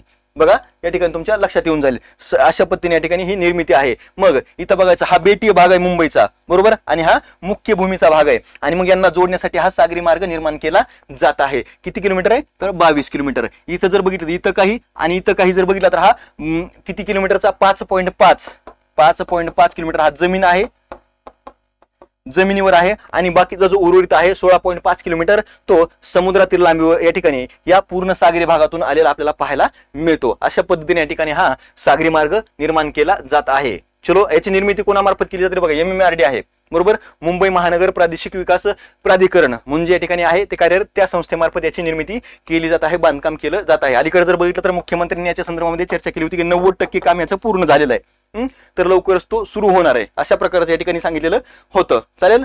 चलो annual death penalty report. Annual death penalty report कोणी या ठिकाणी प्रकाशित केला आहे सगळ्यात अगोदर लक्षात घ्यायचं नॅशनल लॉ युनिव्हर्सिटी. या नॅशनल लॉ युनिव्हर्सिटीचा एक भाग असणारी संस्था, एक गट आहे, संस्था म्हणण्यापेक्षा एक गट आहे तो या नॅशनल लॉ युनिव्हर्सिटीचा. तो गट कोणता आहे तर प्रोजेक्ट 39A. लक्षात ठेवायचं हा जो गट आहे या गटानं हा या ठिकाणी अॅन्युअल डेथ पेनल्टी रिपोर्ट या ठिकाणी हा प्रकाशित केला आहे. 2022 या वर्षामध्ये जेवढ्या डेथ पेनल्टी न्यायालयातर्फे देण्यात आलेले आहेत त्याच्या संदर्भानं हा रिपोर्ट इथं प्रसिद्ध करण्यात आलेला आहे. थोडक्यामध्ये पाहूया. तुम्हाला सांगितलं कोणी तयार केला नॅशनल लॉ युनिव्हर्सिटी, बरोबर. त्याच्यानंतर प्रोजेक्ट 39A, बरोबर, हे या ठिकाणी महत्वाचं आहे. त्याच्यानंतर मग याच्यामधले निष्कर्ष. आता निष्कर्ष काय काय आहेत बघा. निष्कर्षामध्ये जर बघितलं आपण तर 2022 मध्ये भारतात मृत्यूदंड प्राप्त झालेल्या कैद्यांची संख्या किती आहे तर 539 कैद्यांना भारतामध्ये 2022 या एका वर्षामध्ये 539 कैद्यांना मृत्यूदंडाची शिक्षा प्राप्त झालेली आहे, लक्षात घ्यायचं आहे. आणि मग ती 2021च्या तुलनेमध्ये जास्त झालेली आहे, वाढलेली आहे. त्याच्यामध्ये किती 490 ही किती होती 2021 या वर्षामध्ये 490 कैद्यांना फाशीची शिक्षा सुनावण्यात आलेली होती, पण ती 2022 मध्ये वाढून किती झाली तर 539 झालेली आपल्याला पाहायला मिळते. मग याच्यामध्ये आणखीन एक महत्वाचं वैशिष्ट्य काय आहे तर सर्व गुन्ह्यांपैकी लैंगिक हिंसाचाराशी म्हणजे आपण काय तर बघा लैंगिक हिंसाचाराशी संबंधित गुन्ह्यांना सर्वाधिक प्रमाणामध्ये या ठिकाणी काय केलेलं आहे तर ही शिक्षा या ठिकाणी मृत्यूदंडाची शिक्षा ठोठावण्यात आली आहे. आणि ती प्रमाण किती आहे तर 1/3 म्हणजे जवळपास 33% एकूण जेवढे या ठिकाणी शिक्षा असतील त्याच्यापैकी 1/3 शिक्षा या कशाच्या मार्फत आहेत तर या लैंगिक हिंसाचारासाठी ठोठावण्यात आलेल्या आहेत. 1/3 फाशीचे या ठिकाणी देण्यात आलेली आहे. त्याच्यानंतर मृत्यूदंडाची शिक्षा सुनावण्यात आलेल्या प्रत्येक 165 लोकांमागे 2 महिला आहेत. म्हणजे याच्यामध्ये फाशीची शिक्षा सुनावण्यात आलेल्यांमध्ये महिलांची संख्या या ठिकाणी आपल्याला कमी असलेली पाहायला मिळते. बरोबर 165 पैकी 2 महिला आणि 163 पुरुष असणार आहेत. त्याच्यानंतर पुरुष होते असणार आहेत म्हणण्यापेक्षा होते 2022 ची आकडेवारी आहे. 2022 मध्ये भारतात 539 मृत्यूदंड कैदी या ठिकाणी आहेत. तर ती 2015च्या तुलनेमध्ये किती वाढ झालेली आहे तर लक्षात घ्यायचं 40% ही वाढ झालेली लक्षात घेत चला. प्रचंड प्रमाणामध्ये म्हणजे लैंगिक हिंसाचाराच्या घटना अलीकडच्या कालखंडामध्ये आपल्याला खूप प्रचंड प्रमाणामध्ये वाढलेल्या पाहायला मिळत आहेत. आता या ठिकाणी आणखीन एक प्रश्न तुम्हाला विचारावासा वाटतो. तो प्रश्न या ठिकाणी आहे कोणता कमेंट बॉक्स मध्ये सांगायचं आहे. फास्ट मध्ये कमेंट बॉक्स मध्ये सांगायचं आहे की फाशीची शिक्षा सुनावल्यानंतर ज्या ठिकाणी राष्ट्रपतींना जो दयाचा अधिकार असतो तो भारतीय राज्यघटनेच्या कोणत्या कलमानुसार दिलेला आहे. कमेंट बॉक्स मध्ये सांगायचं मी सांगणार नाहीये. चलो आता त्याच्यानंतर सर्वाधिक फाशीची शिक्षा सुनावलेली उच्च न्यायालय कोणत्या राज्याच्या उच्च न्यायालयाने या ठिकाणी सर्वाधिक फाशीच्या शिक्षा सुनावलेल्या आहेत त्याच्यामध्ये प्रथम क्रमांकावर असणारं राज्य गुजरात उच्च न्यायालय आहे. गुजरात उच्च न्यायालयाने 51 फाशीच्या शिक्षा सुनावलेल्या आहेत वर्षभरामध्ये. दुसऱ्या क्रमांकावर आहे उत्तर प्रदेश उच्च न्यायालय ज्याच्यामध्ये 32 फाशीच्या शिक्षा सुनावण्यात आलेल्या आहेत 2022 मध्ये. तिसऱ्या क्रमांकाचं राज्य आहे झारखंड उच्च न्यायालय त्याने 17 फाशीच्या लोकांना या ठिकाणी काय केलं yes yes yes comment box मध्ये तुम्ही अगदी बरोबर उत्तर देत आहे. तर झारखंड उच्च न्यायालय 17 लोकांना या ठिकाणी काय केलंय तर त्यांनी फाशीची शिक्षा सुनावलेली आहे. यस अगदी बरोबर उत्तर दिलंय. जम्मू काश्मीर दिल्ली तेलंगणा आणि मणिपूर हायकोर्ट लक्षात ठेवायचं कोणती कोणती राज्य जम्मू काश्मीर असेल दिल्ली असेल तेलंगणा आणि मणिपूर या एकूण 4 उच्च न्यायालयांनी काय केलंय तर या 2022 या वर्षामध्ये एकही फाशीची शिक्षा सुनावलेली नाही. हे IMP करून ठेवा याच्यावरती प्रश्न येईल. ही पूर्ण साईड जमलं तर लिहून घेत चला किंवा स्क्रीनशॉट काढून ठेवत चला. प्रश्न या ठिकाणी महत्वाचे आहेत. प्रश्न या ठिकाणी विचारले जाऊ शकतात. तर तुम्ही सांगितलेलं उत्तर कलम 72 अगदी बरोबर आहेच. चलो शरद यादव बघा अलीकडच्या कालखंडामध्ये जर बघितलं तर बिहारचे एक नेते आपण म्हणतो ज्यांचा जन्म या ठिकाणी जर बघितलं तर जबलपूर मध्य प्रदेशचा या ठिकाणी आहे. आणि JDU जो पक्ष होता जनता दल युनायटेड या पक्षाचे माजी अध्यक्ष शरद यादव यांचं निधन झालेलं आहे. बरोबर मग त्यांचं निधन झाल्यानंतर या ठिकाणी जर बघितलं तर कधी निधन झालंय तर 12 जानेवारी यांना काय म्हटलं जातं लक्षात घ्यायचं की राजकारणामध्ये अगदी मुरब्बी व्यक्तिमत्व होतंय म्हणून यांना कौटिल्य असं या ठिकाणी राजकारणातलं कौटिल्य असं यांना म्हटलं जायचं. आणि मग 12 जानेवारी 2023 रोजी यांची या ठिकाणी इथं निधन झालंय वयाच्या 75व्या वर्षी लक्षात घ्यायचं आहे. प्रश्न या ठिकाणी विचारला जाऊ शकतो. आणि मग यांचा जन्म जर बघितला तर तुम्हाला सांगितल्याप्रमाणे होशंगाबाद मध्य प्रदेश राज्यामध्ये असणारं होशंगाबाद या ठिकाणी यांचा जन्म 1 जुलै 1947 रोजी झालेला होता. म्हणजेच काय तर भारत स्वातंत्र्याच्या अगोदर. बरोबर तर लक्षात ठेवायचं होशंगाबाद मध्य प्रदेश राज्यातील होशंगाबाद जिल्ह्यामध्ये या ठिकाणी यांचा जन्म झालेला होता. आता यांची राजकारणामध्ये एंट्री जर बघितलं तर जयप्रकाश नारायण यांचं एक आंदोलन होतं ते सांगता येईल का तुम्हाला ते सांगेल पुन्हा चालेल ठीक आहे. यांच्या नेतृत्वाखाली 1974 मध्ये ज्या चळवळीतून या ठिकाणी यांनी राजकारणामध्ये प्रवेश केला होता. 1974 मध्ये राजकारणामध्ये यांनी आपल्याला चळवळीच्या माध्यमातून इथं जयप्रकाश यांनी चालवलेल्या चळवळीच्या माध्यमातून हा या ठिकाणी तुम्हाला लक्षात घ्यायचं की इथं राजकारणामध्ये प्रवेश केला आहे. शरद यादव 2003 मध्ये जनता दल युनायटेडचे अध्यक्ष बनले होते. यांच्या महत्वाच्या पॉईंट्स आपण पाहतोय की 2003 मध्ये जनता दल म्हणजे JDU जे आपण म्हणतो या JDU पक्षाचे अध्यक्ष म्हणून या ठिकाणी हे निवडून आलेले होते शरद यादव. 7 वेळा लोकसभेत खासदार आणि 4 वेळा राज्यसभेतही खासदार आहे. यांचं वैशिष्ट्य तुम्हाला सांगतो लक्षात घ्यायचं. 7 वेळा जे लोकसभेत खासदार आहेत ना ते वेगवेगळ्या 3 राज्यांमधून आहेत बरं का. वाघ लक्षात घ्या, वेगवेगळ्या 3 राज्यामधून इथं मतदारसंघ जर चेंज केला तर कोणी निवडून देत नाही, पण ह्या वाघाने काय केलंय तर 3 राज्यामधून निवडणूक लढवला आणि 7 वेळा लोकसभेवर आणि या ठिकाणी 4 वेळा राज्यसभेवर यांनी प्रतिनिधित्व केलं आहे. मग 3 राज्यातून कोणती कोणती 7 वेळा लोकसभेवर खासदार बनले ते ती राज्य कोणती कोणती आहेत लक्षात घ्यायचं. त्या ठिकाणी तुम्हाला लक्षात ठेवायचं, प्रथम कोणत्या राज्यातून गेले तर जबलपूर मतदारसंघामधून, मध्य प्रदेश राज्यामधला असणारा जबलपूर मधून या ठिकाणी आहे कुठे गेले होते तर इथं या ठिकाणी याच्यामध्ये गेले होते लोकसभेवर, प्रथम इथून गेले. त्याच्यानंतर बिहारमधील माधोपूर लोकसभा मतदारसंघातून ते किती वेळा 4 वेळा, बिहारमधून 4 वेळा मधुपुरा लक्षात ठेवा, बिहारमधून मधेपुरा जो आहे त्या लोकसभा मतदारसंघातून या ठिकाणी ते 4 वेळा या ठिकाणी काय केलेत तर लोकसभेवर निवडून गेले. त्याच्यानंतर जर बघितलं मध्य प्रदेशातील त्यांचा मूळ जो या ठिकाणी आहे प्रथम तिथून गेले होते तो जबलपूर मधून किती वेळा गेले तर जबलपूर मधून बघितलं तर 2 वेळा ते लोकसभेवर गेलेत. आणि उत्तर प्रदेशातील बदायूं लक्षात ठेवायचं, बदायूं मधून 1 वेळ ते खासदार झालेत. अशा पद्धतीने या ठिकाणी 3 राज्यामधून त्यांनी लोकसभेवर प्रतिनिधित्व केलेलं आहे 3 वेगवेगळ्या मतदारसंघाच्या माध्यमातून. ते तुम्हाला लक्षात ठेवता येईल, कारण इतकं प्रचंड राजकीय शक्ती या ठिकाणी असणं एवढं काही सोपं असणार नाहीये, बरोबर. त्याच्यानंतर दुसऱ्या या ठिकाणी महत्वाचं 1989 साली ते पहिल्यांदा केंद्रीय मंत्री झाले होते आणि त्यावेळी त्यांच्याकडे कोणत्या मंत्रालयाची जबाबदारी देण्यात आली होती तर लक्षात ठेवायची, वस्त्रोद्योग मंत्रालय म्हणून त्यांच्याकडे केंद्रीय वस्त्रोद्योग मंत्री टेक्सटाईल मिनिस्ट्री यांच्याकडे देण्यात आली होती 1989 मध्ये. त्याच्यानंतर 1999 साली ते पुन्हा मंत्री झाले, डबल मंत्री झाले आणि त्यांच्याकडे कोणती कोणती मंत्रालय आली 1999 मध्ये बघा, नागरी उड्डाण मंत्रालय, त्याच्यानंतर कामगार मंत्रालय, त्याचबरोबर अन्न व सार्वजनिक पुरवठा मंत्रालय, अशा प्रकारची मंत्रालय 1999च्या मंत्रिमंडळामध्ये त्यांना देण्यात आलेली होती, बरोबर. चलो, राष्ट्रीय बालविज्ञान काँग्रेस ही वेगळी आहे. बालविज्ञान, बालकांच्या संशोधनाला प्रमोट करण्यासाठी या ठिकाणी ही बालविज्ञान काँग्रेस आयोजित केली जाते. ती या ठिकाणी 1 ते 17 वर्ष वयोगटातील बालकांनी याच्यामध्ये सहभाग नोंदवावा, आपापली प्रात्यक्षिके याच्यामध्ये या ठिकाणी त्यांनी वैज्ञानिक प्रात्यक्षिके सादर करावीत, त्यांचा वैज्ञानिक दृष्टिकोन या ठिकाणी वृद्धिंगत व्हावा, या दृष्टिकोनातून राष्ट्रीय बालविज्ञान काँग्रेसचं आयोजन या ठिकाणी केलं जात असतं. लक्षात ठेवायचं, प्रश्न या ठिकाणी विचारले जातील, ह्याला सुद्धा IMP करायचंय. याची थीम काय आहे बघा, थीम या ठिकाणी महत्वाची आहे, understanding ecosystem for health and wellbeing. Ecosystem काय, understanding ecosystem for health and wellbeing, म्हणजे लक्षात ठेवायचं इकोसिस्टीमला इथं या ठिकाणी काय तर अंडरस्टँड करून घेण्यासाठी, कशासाठी आणून अंडरस्टँड करून घ्यायचंय तर हेल्थ अँड वेलबिंग याच्यासाठी या ठिकाणी ही इकोसिस्टीम आपल्याला अंडरस्टँड करून घ्यायची, अशा प्रकारची थीम इथे ठेवण्यात आली आहे. या थीमला IMP करायचं आहे.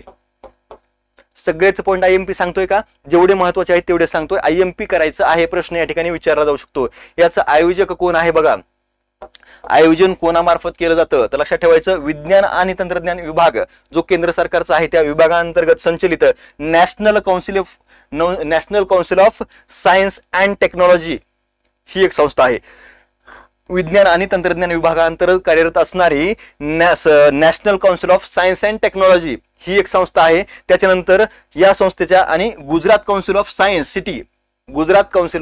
सिटी या 2 संस्थांच्या मदतीने या ठिकाणी या राष्ट्रीय बालविज्ञान काँग्रेसचं आयोजन करण्यात आलं होतं. मग आता इथे या ठिकाणी तुम्हाला प्रश्नाचं उत्तर द्यायचंय की कोणत्या ठिकाणी याचं आयोजन करण्यात आलं होतं, याचं ठिकाण कोणतं होतं, जी रिसेंटली झाली जानेवारीमध्ये ती त्या काँग्रेसचं आयोजन कोणत्या ठिकाणी करण्यात आलंय कमेंट बॉक्समध्ये सांगायचंय फास्ट मध्ये, बरोबर. आता तुम्हाला सांगितलं की लक्षात आलं पाहिजे की Gujarat council of science city म्हणलं की गुजरात राज्यामध्ये आहे आणि कोणतं शहर आहे तर लक्षात ठेवायचं अहमदाबाद शहरामध्ये या ठिकाणी याचं आयोजन करण्यात आलेलं होतं. मग कधीपासून या काँग्रेसचं आयोजन केलं जातं तर लक्षात ठेवायचं 1993 पासून देशात राष्ट्रीय बालविज्ञान काँग्रेसचं आयोजन हे केलं जात असतं या ठिकाणी. आणि तुम्हाला सांगितलं की 1 ते 17 वर्ष वयोगटात त्याच्यामध्ये बालकांचा समावेश असतो, लक्षात ठेवायचंय. मग आता आणखीन एक वादाचा मुद्दा,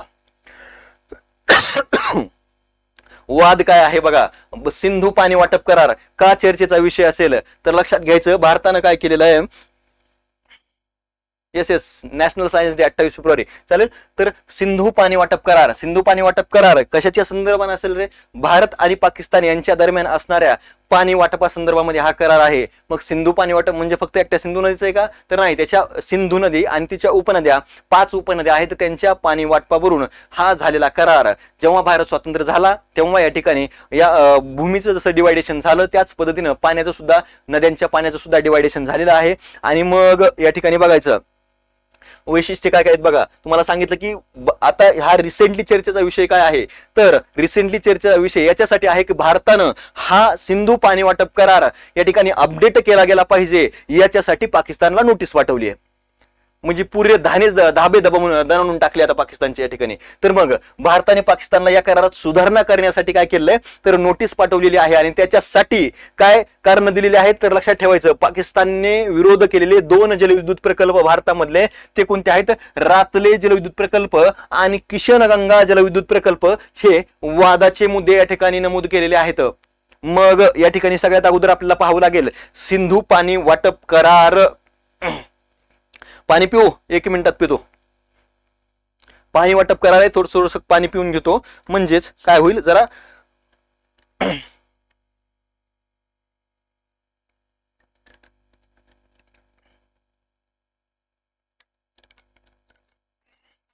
चलो करू आपण आपल्या कार्यक्रमाला सुरुवात. मग या ठिकाणी आपण काय करू की सगळ्यात अगोदर सिंधू पाणी वाटप करार हा नेमका काय आहे हा एकदा पाहून घेऊ आणि मग त्याच्या संदर्भाने इतर मुद्दे जे असतील त्या ठिकाणी पाहून घेऊ. चालेल. तर बघा सिंधू पाणी वाटप करार. मग सिंधू नदीचा उगम कुठे होतो, कमेंट बॉक्स मध्ये सांगायचं आहे. सिंधू नदीचा उगम कुठं होतो, तर तो होतो तिबेटमध्ये.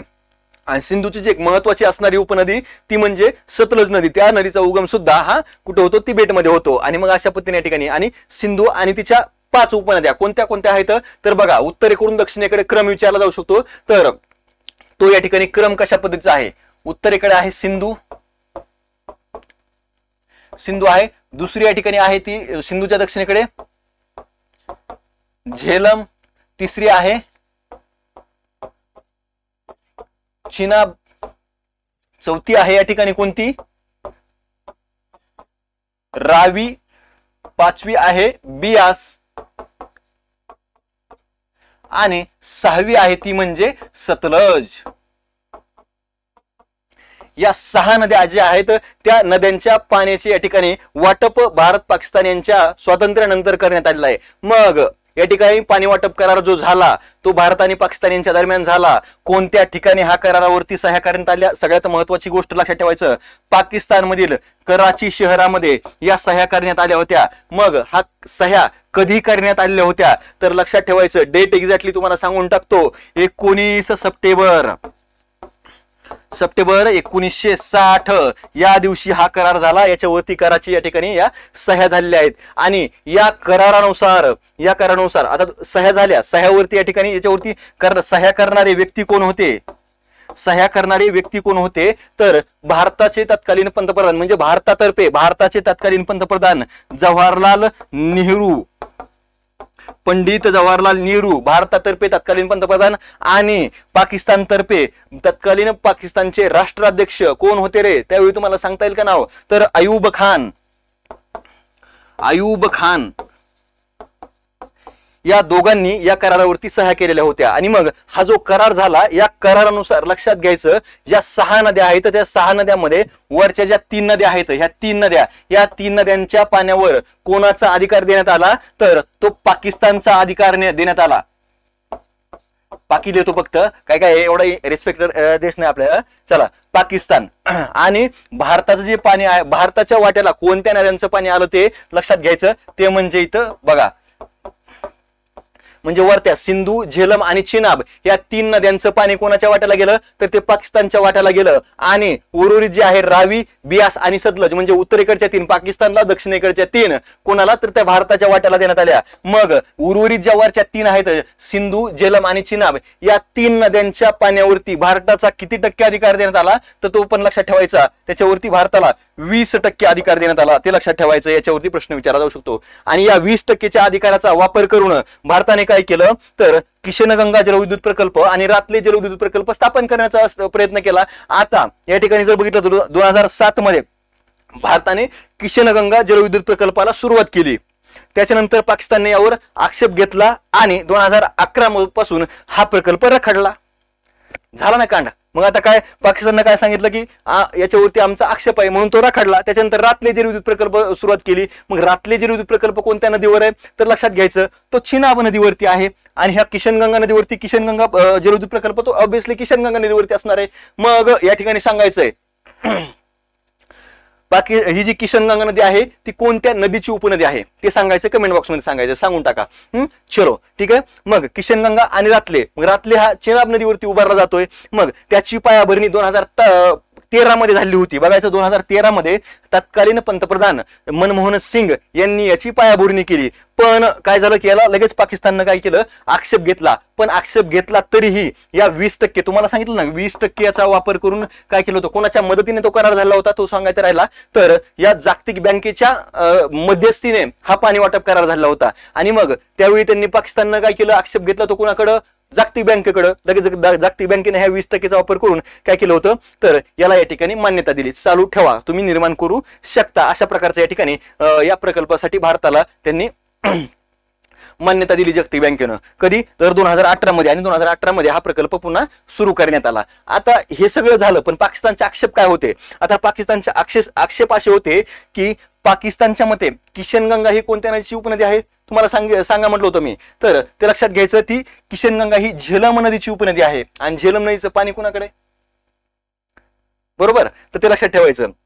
मग ते पाणी आहे या ठिकाणी पाकिस्तानकडं. मग त्यांनी म्हटलं की आमच्याकडे या ठिकाणी ही झेलम नदीची उपनदी आहे आणि तिचं पाणी तुम्ही तिच्या पाण्यावरती या ठिकाणी काय करताय तर डॅम बांधताय, असं चालणार नाही. मग हा आक्षेप एक घेतला आणि किशनगंगा तर डायरेक्टली चिनाब नदीवरच आहे आणि चिनाब नदीचं पाणी कुणाला आहे तर ते पाकिस्तानला आहे. आणि मग हे दोन आक्षेप या ठिकाणी पाकिस्तानने घेतलेले होते. आणि मग आपल्याकडे 20%चा अधिकार आहे ना, मग 20%चा अधिकार आहे तर या ठिकाणी काय केलंय तर भारतानं याच्या संदर्भानं नोटीस पाठवली की नाही नाही बस आता तुमचे नाटकं बस झाले, आता याच्यावरती आम्हाला अधिकार पाहिजे आणि हा करार आता अपग्रेड केला गेला पाहिजे.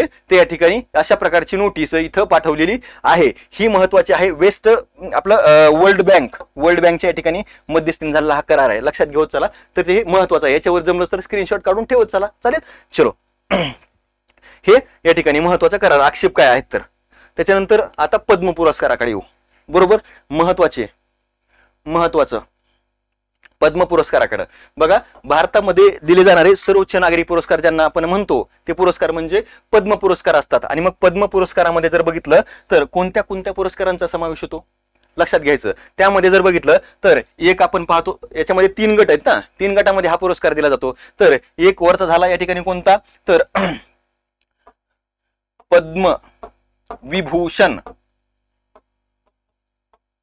दुसरा गट झाला तो म्हणजे कोणता पद्मविभूषण, पद्मभूषण, हा पद्मविभूषण पद्मभूषण. आणि तिसरा झाला पद्मश्री. या 3 गटामध्ये या पुरस्कारांचं या ठिकाणी इथं विभाजन केलं जातं. मग इथं तुम्हाला कमेंट बॉक्समध्ये सांगायचं की किती लोकांना हे पद्म पुरस्कार 2023 मध्ये देण्यात आले आहेत. बरोबर, तत्पर्यंत आपण याचं बेसिक बघून घेऊ.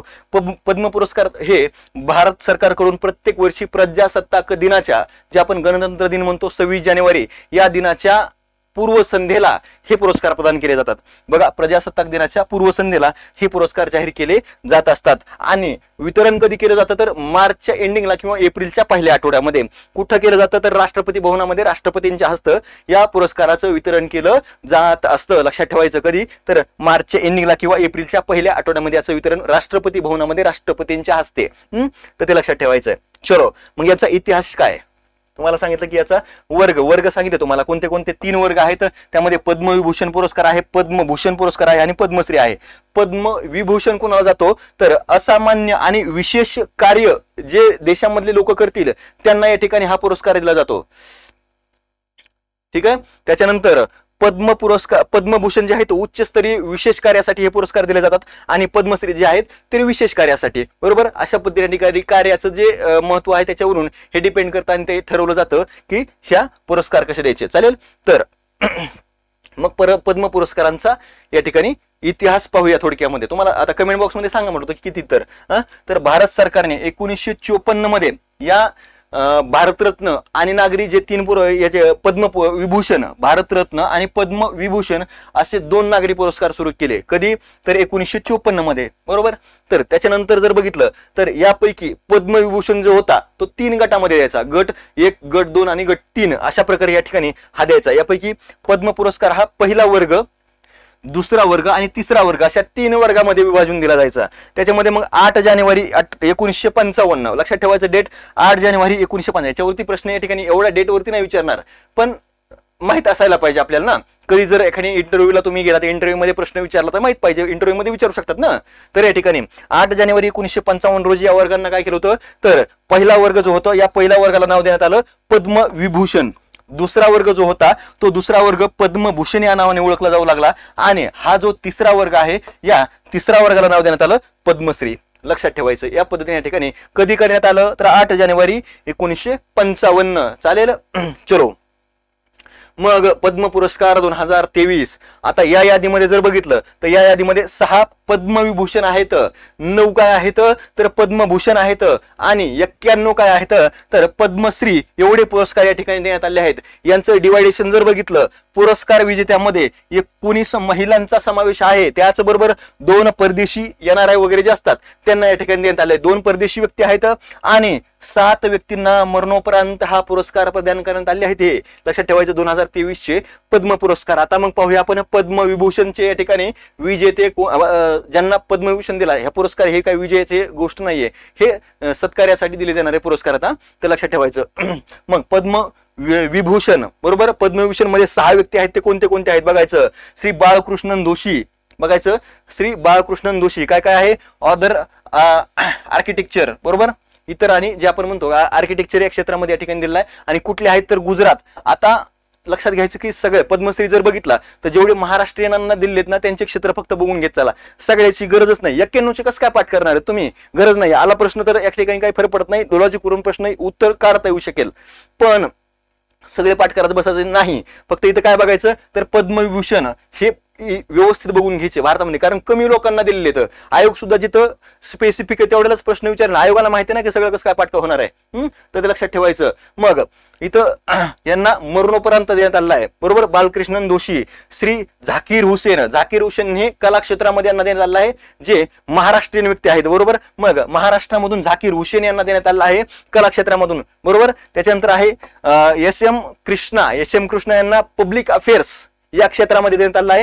हे कर्नाटकचे आहेत, SM कृष्णा. त्याच्यानंतर श्री दिलीप महालनोबिस, बरोबर. कोणत्या क्षेत्रामध्ये काम केलं त्यांनी, मेडिसिन क्षेत्रामध्ये यांनी काम केलंय. आणि कुठलचे आहेत तर वेस्ट बेंगॉल म्हणजे पश्चिम बंगालचे हे या ठिकाणी आहेत. त्याच्यानंतर श्रीनिवास वर्धमान, लक्षात ठेवायचं. श्रीनिवास वर्धमान यांना विज्ञान आणि अभियांत्रिकी म्हणजे सायन्स आणि इंजिनिअरिंग या क्षेत्रामध्ये हा पुरस्कार देण्यात आला आहे. आणि हे आहेत NRI म्हणजे परदेशी व्यक्ती आहेत, लक्षात ठेवायचं. NRI United states of America, US चे हे या ठिकाणी नागरिक आहेत, लक्षात ठेवायचं आहे. त्याच्यानंतर पुढचे व्यक्ती आहेत श्री मुलायम सिंग यादव, लक्षात ठेवायचं. मुलायम सिंग यादव यांचं निधन झालं आहे आणि निधनानंतर त्यांना हा पुरस्कार प्रदान करण्यात आला आहे पब्लिक अफेअर्स या गटामधून. आणि ते कुठले होते तर उत्तर प्रदेशचे. चालेल. मरणोपरांत हा पुरस्कार प्रदान करण्यात आला आहे. त्याच्यानंतर पद्म पुरस्कार मध्ये हे पद्मविभूषण पाहिले. पद्मभूषण कोणते कोणते आहेत, 9 लोकांना या ठिकाणी पद्मविभूषण हा पुरस्कार देण्यात आलेला आहे. तर त्यामध्ये कोणते कोणते आहेत बघा. SL बऱ्याप्पा, लिटरेचर आणि एज्युकेशन, बरोबर. लिटरेचर आणि एज्युकेशन कर्नाटकचे हे आहेत, नावावरून तुमच्या लक्षात येईल. त्याच्यानंतर Kumar Mangalam Birla, trade and industry, बरोबर. या क्षेत्रामध्ये महाराष्ट्राची व्यक्ती IMP पुढे सांगणारच आहे महाराष्ट्र कोणते कोणते आहेत. श्री कुमार मंगलम बिर्ला, बरोबर. Trade and industry. त्याच्यानंतर दीपक धर यांना सायन्स अँड इंजिनिअरिंग, महाराष्ट्रामधूनच हे व्यक्ती आहेत, हे पण लक्षात ठेवायचे. त्याच्यानंतर वाणी जयराम यांना आर्ट या क्षेत्रामधून, आर्ट या गटातून देण्यात आलेला आहे. तामिळनाडूचे असलेले या ठिकाणी व्यक्तिमत्व आहेत. त्याचबरोबर स्वामी चिन्ना जयार, लक्षात ठेवायचं. चिन्ना जयार या ठिकाणी ऑदर आणि स्पिरिच्युअल म्हणजे काय तत्वज्ञानामध्ये या ठिकाणी तत्वज्ञान जे म्हणतो आपण स्पिरिच्युअलिटी या ठिकाणी या क्षेत्रामधून यांना तेलंगणाचे असणारे हे स्वामी आहेत. त्यांना हा इथं पद्मभूषण पुरस्कार देण्यात आलेला आहे. चालेल, चलो. त्याच्यानंतर सुमन कल्याणपूरकर या ठिकाणी, सुमन कल्याणपूर लक्षात ठेवायचं, आर्ट या क्षेत्रामधून आहे, महाराष्ट्राचे व्यक्तिमत्व. त्याच्यानंतर कपिल कपूर, श्री कपिल कपूर आहेत लिटरेचर अँड एज्युकेशन दिल्लीचे, बरोबर. श्री आहे सुधामूर्ती, सुधामूर्ती या कुठलच्या आहेत, कर्नाटकच्या, आणि सोशल वर्क या गटामध्ये यांना देण्यात आले, लक्षात ठेवायचं. तर ते. त्याच्यानंतर कमलेश पटेल, कमलेश पटेल जर बघितलं स्पिरिच्युअलिटी या क्षेत्रामध्ये या गटामध्ये देण्यात आलेलं आहे. हे सुद्धा तेलंगणाचे असणार आहेत. तेलंगणाचे जे 2 व्यक्ती आहेत बघा इथं तुम्हाला लक्षात घ्यायचं, स्पिरिच्युअलिटी क्षेत्रामध्ये तेलंगणाचे जे 2 व्यक्ती आहेत त्यांना पद्मभूषण हा पुरस्कार देण्यात आलेला आहे. स्वामी चिन्मय जयार आणि दुसरे आहेत कमलेश पटेल. या दोन्हींना या ठिकाणी स्पिरिच्युअलिटी या क्षेत्रामध्ये या ठिकाणी काय केलेलं आहे, तर इथं हा पुरस्कार देण्यात आलेला आहे. चलो, आता पद्म पुरस्कार महाराष्ट्र राज्य, महाराष्ट्रामध्ये पद्म पुरस्कार कोणाकोणाला देण्यात आलेले आहेत बघा. पद्म विभूषण, पद्मविभूषण मध्ये तबला वादक ज्यांना आर्ट क्षेत्रामध्ये दिलेला आहे ते झाकीर हुसेन, एकमेव व्यक्ती आहेत पद्मविभूषण पटकावणारे. त्याच्यानंतर पद्मभूषण, पद्मविभूषण मध्ये एक, पद्मभूषण मध्ये 3 आहेत, त्यामध्ये सुमन कल्याणपूर आणि कुमार मंगलम बिर्ला, त्याच्यानंतर दीपक धर विज्ञान आणि अभियांत्रिकी, हे 3 व्यक्ती या ठिकाणी पद्मभूषण मध्ये आहेत. चालेल, चलो. आता पद्मश्री कोणाकोणाला मिळालेत, प्रत्येकाचे क्षेत्र तुम्हाला लक्षात ठेवावे लागतील, कारण का महाराष्ट्रीयन व्यक्ती, हरकत नाही लक्षात ठेवायला. यांनी चांगलं काम केलं नाही म्हणून ज्यांना पुरस्कार देण्यात आले, आपल्याला काही हरकत नाही ना, आपण किती चांगली कामं करत होते आपल्याला माहिती आहे. तर मग या ठिकाणी ते इथं दिसेल ना, हे दिसेल, हे दिसेल.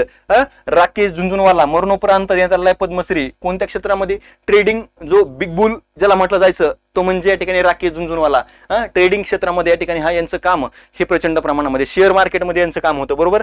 तर त्यांचं निधन झालं आहे हार्ट अटॅकच्या याने, बरोबर. तर मग प्रभाकर मांडे साहित्य आणि शिक्षण, त्याच्यानंतर रमेश पतंगे साहित्य आणि शिक्षणच, त्याच्यानंतर गजानन माने सामाजिक कार्य सोशल वर्कच्या गटामध्ये दिलेला आहे. त्याच्यानंतर भिकू रामजी इडके सामाजिक कार्य या गटामध्येच आहे. त्याच्यानंतर परशुराम कोमजी खुने कला क्षेत्रामध्ये यांना हा पुरस्कार प्रदान करणार आहे पद्मश्री. त्याच्यानंतर कुमी नरिमन वाडिया, वाडिया यांना कला क्षेत्रामध्ये आहे. आणि रवीना टंडन हे काय आहेत, तर एक कलाकार आहेत. तर ते कोणत्या कलाकार ते तुम्ही बघून घ्या. चालेल, चलो. आपल्या नाही म्हणायचं रवीना टंडन म्हणजे काय काय आपला हे नाही. चलो, तर प्रवासी भारतीय संमेलन. आता प्रवासी भारतीय संमेलन म्हणलं की लक्षात यायला पाहिजे कशाच्या अनुषंगाने असेल रे, की का याची सुरुवात केली गेली होती, सांगता येईल का रे, की प्रवासी भारतीय संमेलनाची सुरुवात कधी केली गेली होती, तर लक्षात ठेवायचं. हे फोनचं नाहीये बरं का, फोनचं नाही, याला व्यवस्थितपणे हे केलेलं आहे. तर बघा, प्रवासी भारतीय संमेलन 2023 ठिकाण, 2023च्या प्रवासी भारतीय संमेलनाचं ठिकाण कोणतं आहे, तर ते आहे मध्य प्रदेशमधील इंदोर शहर, बरोबर. इंदोर शहर म्हटलं की आपल्याला इथं स्वच्छ सिटी हे लगेच आठवायला पाहिजे. 2-3 बऱ्याच वेळा पुरस्कारांनी स्वच्छ भारत सर्वेक्षणामध्ये या इंदोर शहरानं पटकावलेलं आहे, बरोबर. मग इथं स्वच्छ सिटी या ठिकाणी आपल्याला आठवायला पाहिजे. इंदोर शहर मध्य प्रदेश. क्रमांक कितवा, म्हणजे कितव्या क्रमांकाचं होतं हे, 17व्या क्रमांकाचं, बरोबर. दिनांक 8 ते 10 जानेवारी या कालखंडामध्ये ह्या 17व्या प्रवासी भारतीय संमेलनाचं आयोजन हे करण्यात आलेलं होतं. या थीम काय आहे, प्रवासी भारतीय हे झाला, ठीक आहे. तर अमृत काळातील भारताच्या प्रगतीसाठी विश्वसनीय भागीदार, अमृत काळातील भारताच्या प्रगतीसाठी विश्वसनीय भागीदार अशा प्रकारची थीम या दिनाची ठेवण्यात आली आहे, या संमेलनाची ठेवण्यात आली आहे. कधी संमेलनाचं आयोजन करण्यात आलं, 8 ते 10 जानेवारी 2023 इंदोर या ठिकाणी.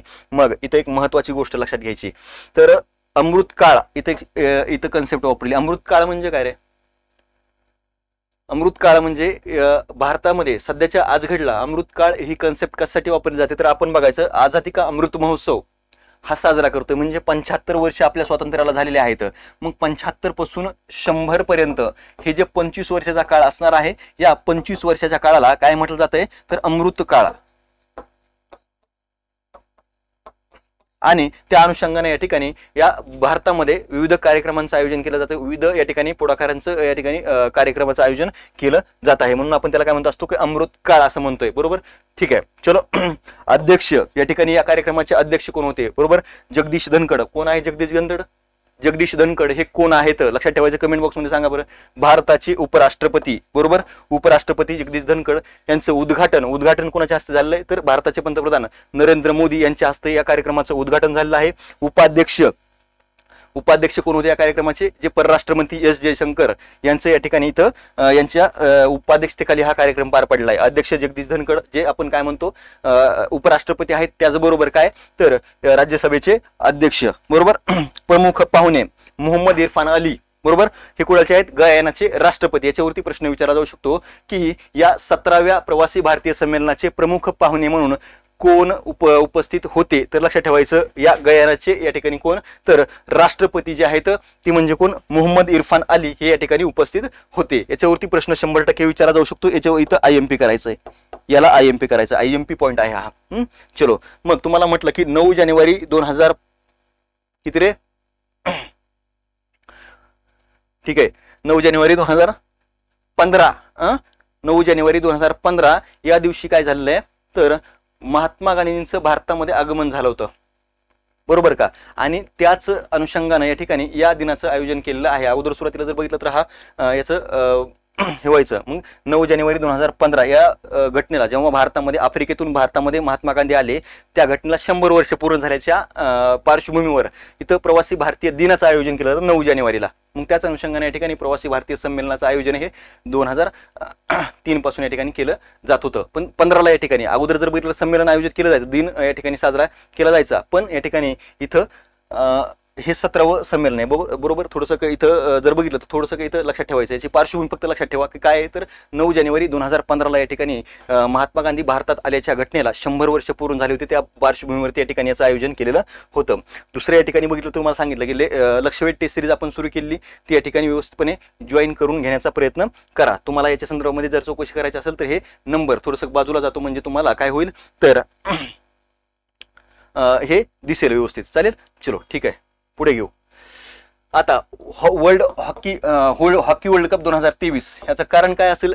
भारतामध्येच हा पार पडला आहे, ओडिसा राज्यामध्ये, बरोबर. लक्षात घ्यायचंय. मग 15वा वर्ल्ड कप जो हॉकी वर्ल्ड कप आहे भारताचा राष्ट्रीय खेळ आहे. तर आपण याला या ठिकाणी किती प्रमाणामध्ये या ठिकाणी महत्व देतो मला माहित नाही, पण भारतामध्ये याचं आयोजन करण्यात आलं होतं. कोणत्या कालावधीमध्ये तर लक्षात ठेवायचं 13 ते 29 जानेवारी 2023 या कालखंडामध्ये या 15व्या हॉकीचं या ठिकाणी हॉकी वर्ल्ड कपचं आयोजन भारतामधील ओडिसा राज्यातील भुवनेश्वर आणि राऊरकेला या 2 शहरांमध्ये करण्यात आलेलं होतं. मग लक्षात ठेवायचं, मग याचा अंतिम सामना कुठं पार पडलेला होता तो लक्षात ठेवायचं. भुवनेश्वर शहरामध्ये असणार एक स्टेडियम म्हणजे कलिंग स्टेडियम यावरती या ठिकाणी हा अंतिम सामना पार पडलेला होता. तर याच्यामध्ये विजेता संघ कोणता आहे तर लक्षात ठेवायचं जर्मनी हा या ठिकाणी विजेता संघ ठरलेला आहे 2023च्या हॉकी वर्ल्ड कपचा. आणि मग जर्मनी जर असेल तर याने 3 वेळा हा म्हणजे तिसऱ्यांदा हा कप जिंकलेला आहे. तर लक्षात ठेवायचं 2002, 2006 आणि 2023 अशा 3 वेळा लक्षात ठेवायचं, अशा 3 वेळा हा कप त्यांनी पटकावलेला आहे. वर्ल्ड कपचं त्यांनी विजेतेपद पटकावलेलं आहे, बरोबर. हो 1915च म्हणलो, 1915ला त्यांचं आगमन झालेलं आहे. चलो ठीक आहे. उपविजेता संघ बेल्जियम, उपविजेता संघ कोणता आहे? बेल्जियम. लक्षात ठेवायचंय एकूण संघ याच्यामध्ये किती सहभागी झाले होते तर या ठिकाणी 16 संघ याच्यामध्ये सहभागी झाले होते. आणि भारताने जर बघितलं तर हा हॉकी वर्ल्ड कप जो आहे तो एक वेळा जिंकलेला आहे, तो 1975 साली हा वर्ल्ड कप जिंकलेला होता. ते महत्वाचं आहे, लक्षात ठेवा 1975 साली. चालेल, ठीक आहे. त्याच्यानंतर आतापर्यंत भारतामध्ये ही स्पर्धा भारतामध्ये किती वेळा पार पडलेली आहे, म्हणजे भारतामध्ये किती वेळा आयोजन झालेलं आहे तर बघा 1982 ला मुंबईमध्ये झालं होतं, 2010 साली नवी दिल्लीमध्ये झालं होतं, 2018 भुवनेश्वर ओडिसामध्ये झालेलं होतं. याच ठिकाणी डबल 2023 ला सुद्धा या ठिकाणी राऊरकेला आणि भुवनेश्वर या 2 शहरांमध्ये याचं आयोजन करण्यात आलेलं आहे. प्रश्न या ठिकाणी विचारला जाऊ शकतो. बघा एवढ्या महत्वाच्या गोष्टी या ठिकाणी महत्वाच्या आहेत. पहिले विश्व मराठी संमेलन, साहित्य संमेलन म्हणून नाही, विश्व मराठी संमेलन लक्षात ठेवायचं. आणि याची जी टॅगलाईन आहे, टॅगलाईन म्हणजे थीम काय आहे बघा लक्षात घ्या. तर ती या ठिकाणी आपला मराठी तितुका मेळवावा बघायचं, मराठा तितुका मेळवा नाही, मराठी तितुका मेळवावा अशा प्रकारची थीम या ठिकाणी इथं वापरण्यात आलेली होती. आणि त्या थीम खाली पहिले विश्व मराठी संमेलन पार पडलेलं आहे. कोणत्या ठिकाणी पार पडलेलं होतं तर नॅशनल स्पोर्ट्स स्टेडियम वरळी या ठिकाणी मुंबईमध्ये असणाऱ्या वरळी या ठिकाणच्या या नॅशनल स्पोर्ट्स स्टेडियम वरती या पहिले विश्व मराठी साहित्य संमेलन पार पडलेलं आहे. मग याचं आयोजन कोणामार्फत करण्यात आलं होतं? महाराष्ट्र शासनाचा जो मराठी भाषा विभाग आहे, मराठी भाषा विभाग आणि सांस्कृतिक कार्य व उद्योग विभाग या 2 विभागांच्या मार्फत या ठिकाणी 2-3 सांस्कृतिक कार्य विभाग असेल, त्याच्यानंतर उद्योग विभाग आणि मराठी भाषा विभाग या 3 विभागांच्या संयुक्त विद्यमाने या पहिल्या विश्व मराठी संमेलनाचं आयोजन या वरळी या ठिकाणी करण्यात आलं होतं 4 ते 6 जानेवारी 2023च्या दरम्यान. याचे उद्घाटक मुख्यमंत्री एकनाथ शिंदे. लक्षात ठेवायचं एकनाथ शिंदे थोडंसं टाईप करायचं राहिलं वाटतं, चुकून झालेलं आहे तर त्याच्याबद्दल खेद असो, खेद आहे. तर मुख्यमंत्री एकनाथ शिंदे साहेब यांच्या हस्ते या ठिकाणी या कार्यक्रमाचं किंवा या संमेलनाचं उद्घाटन झालेलं होतं. हा कार्यक्रम 4 ते 6 जानेवारी 2023च्या दरम्यान पार पडलेला आहे. चलो ठीक आहे. तर हे एवढं लक्षात ठेवायचं, कुठं कुठं आयोजित केलं, कुणी आयोजित केलं आणि याचे उद्घाटक आणि मराठी तितुका मेळवावा. जर बघितलं तर मराठा तितुका मेळवावा, महाराष्ट्र धर्म वाढवावा, अशा प्रकारची या ठिकाणी ही रचना कोणाची आहे सांगू शकाल का? कमेंट बॉक्स मध्ये सांगायचंय की मराठा तितुका मेळवावा, महाराष्ट्र धर्म वाढवावा अशा प्रकारची एक काव्यरचना आहे, ती कोणाची आहे सांगू शकाल का? कमेंट बॉक्स मध्ये सांगून टाका, मी तुम्हाला सांगतोच. आता दुसरी गोष्ट स्पोर्ट्सच्या संदर्भाने या ठिकाणी ही न्यूज आहे. स्पोर्ट्सच्या संदर्भाने जर बघितलं तर अलीकडे काय केलंय तर शुभम गिलनं या ठिकाणी द्विशतक ठोकलेलं आहे. मग द्विशतक ठोकणारे भारताचे सगळ्यात तरुण व्यक्ती किंवा तरुण क्रिकेटपटू जगातला कोण ठरलेला आहे तर हा शुभम गिल ठरलेला आहे. आणि मग त्या अनुषंगाने या ठिकाणी प्रश्न विचारला जाऊ शकतो, तर सर्वात तरुण या ठिकाणी हा शतकवीर असणार आहे.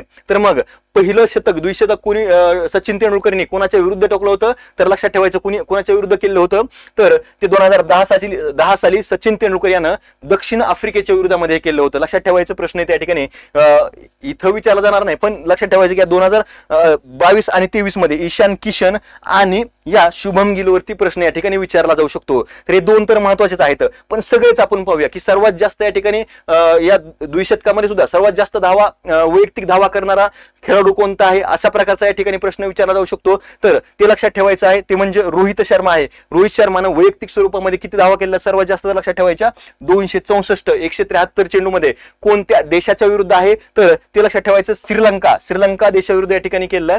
तर 2014 साली हा रोहित शर्मानं हा विक्रम केला. आणि जगामध्ये सर्वात जास्त द्विशतक कोण करणारा व्यक्ती क्रिकेटपटू कोणता असेल तर तो सुद्धा रोहित शर्मा आहे. त्याच्यानंतर तिसरं वैशिष्ट्य काय सांगितलं की शुभम गिल हा सर्वात तरुण क्रिकेटपटू आहे ज्याने द्विशतक पटकावलेलं आहे. हे महत्वाचं आहे. कोणत्या देशाविरुद्ध पटकावलंय तर ते लक्षात ठेवायचं न्यूझीलंड. 208 धावा यांनी या ठिकाणी केल्या तर 149 चेंडूमध्ये. हे महत्वाचं आहे. हे एवढ्या गोष्टी. आणि बांगलादेश विरुद्ध कोणी केलंय तर ते ईशान किशननं मागच्याच वर्षामध्ये बरोबर एंडिंगला या ठिकाणी बांगलादेश सोबत जी सिरीज झाली होती त्या सिरीज मध्ये या ईशान किशननं द्विशतक केलेलं होतं.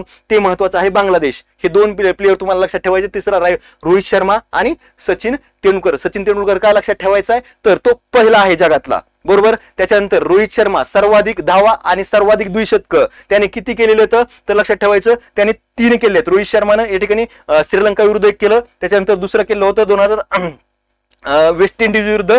ते लक्षात रोहित शर्मानं पहिला ऑस्ट्रेलिया विरुद्ध 1 केलंय, श्रीलंका, आणि तिसरं जर बघितलं तर या ठिकाणी असणार आहे तुम्हाला इथं दक्षिण आफ्रिकेच्या विरुद्धामध्ये केलंय. अशा प्रकारची 3 द्विशतक या रोहित शर्माने केली आहेत. म्हणून तुम्हाला लक्षात ठेवायची की याच्यावरती प्रश्न जर आला तर येऊ शकतो, कारण अलीकडे 2 झाले, लगटच 2 झाले फास्ट मध्ये 2 सिरीज मध्ये. अगोदर बांगलादेशची सिरीज झाली आणि लगेच जी न्यूझीलंडची झाली त्या सिरीज मध्ये हे 2 द्विशतक पार पडलेली आहेत. म्हणून या ठिकाणी प्रश्न विचारला जाऊ शकतो. त्याच्यानंतर हिंद केसरी बघणं का गरजेचं आहे तर लक्षात घ्यायचं हिंद केसरी याच्यासाठी बघायचंय की 2023 ची जी हिंद केसरी स्पर्धा पार पडली ती एका महाराष्ट्राच्या पठ्ठ्यानं या ठिकाणी ही मारलेली आहे गादा त्याची. म्हणून या ठिकाणी आपल्याला ते बघावं लागेल. मग महाराष्ट्र केसरी सुद्धा असणार आहे. याचं आणखीन वैशिष्ट्य काय आहे तर सर्वात तरुण महाराष्ट्र केसरी जो होता तो अभिजित कटके यांनी ही या ठिकाणी स्पर्धा जिंकलेली आहे. तर बघूया आपण याची संदर्भामध्ये वैशिष्ट्य काय काय परीक्षेच्या दृष्टिकोनातून काय काय महत्वाच्या गोष्टी बघा. या ठिकाणी या 2023 ची जी स्पर्धा पार पडली ती कुठं पार पडली तर या ठिकाणी याचं आयोजन कोणी केलं जातं, कधीपासून केलं जातं, या गोष्टीवरती आपल्या या ठिकाणी भर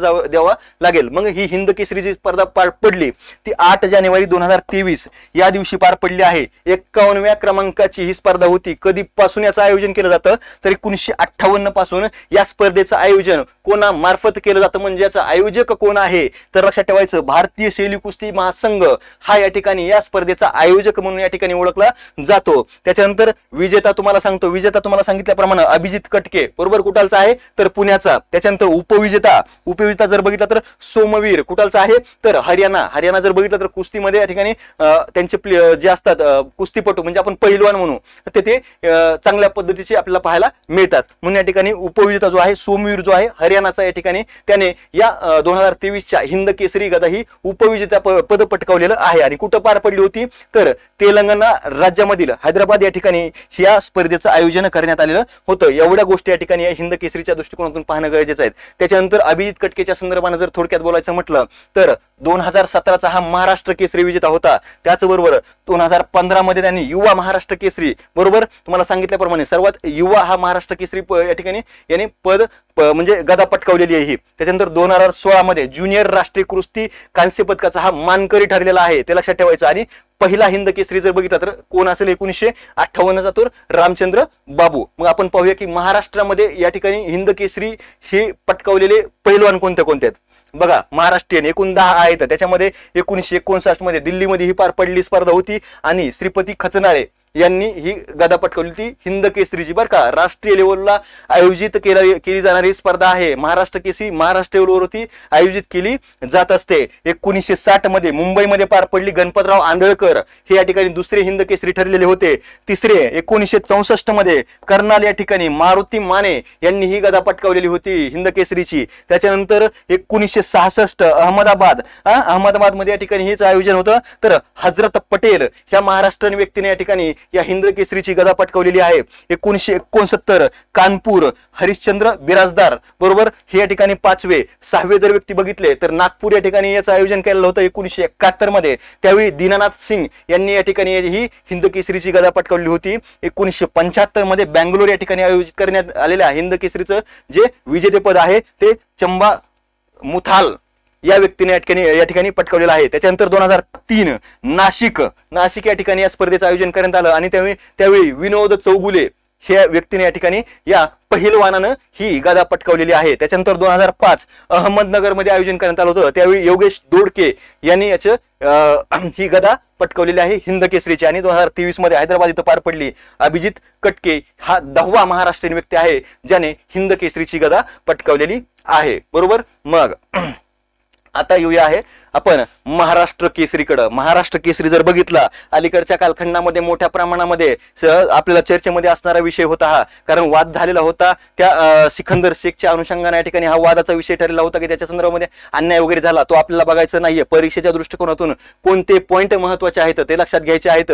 मग महाराष्ट्र केसरी 2023 ठिकाण कोणत्या ठिकाणी पार पडली? कोथरूड पुण्यामध्ये पार पडलेली कोथरूड या ठिकाणी. त्याच्यानंतर कालावधी कधी होता तर कोणत्या कालावधीमध्ये पार पडली तर 13 ते 15 जानेवारी 2023 या कालखंडामध्ये ही या ठिकाणी पार पडलेली ही आपल्याला पाहायला मिळते महाराष्ट्र केसरी. कितव्या क्रमांकाची ही स्पर्धा होती तर 65वी महाराष्ट्र केसरी स्पर्धा होती जी या ठिकाणी आयोजन याचं कोणी केलं होतं तर सांस्कृतिक प्रतिष्ठान संस्कृती प्रतिष्ठान या संस्थेनं या 65व्या महाराष्ट्र केसरी स्पर्धेचं आयोजन केलेलं होतं हे आपल्याला पाहायला मिळेल. त्याच्यानंतर मग याचं विजेता आणि उपविजेता बरोबर आपल्याला सिकंदर सर पटकन आठवू शकतो या ठिकाणी आठवू शकतो. कारण का पहिलाच पर्याय आयोग टाकणार कारण वादाचा विषय ठरला होता. तर मग त्यावेळी विजेता कोण आहे? शिवराज राक्षे कुठला आहे तर प्रॉपर जरी पुण्याचा असला तरी याने या महाराष्ट्र केसरी 2023च्या स्पर्धेमध्ये कोणत्या जिल्ह्याचं प्रतिनिधित्व केलं होतं त्यावेळी तुम्हाला आठवलं पाहिजे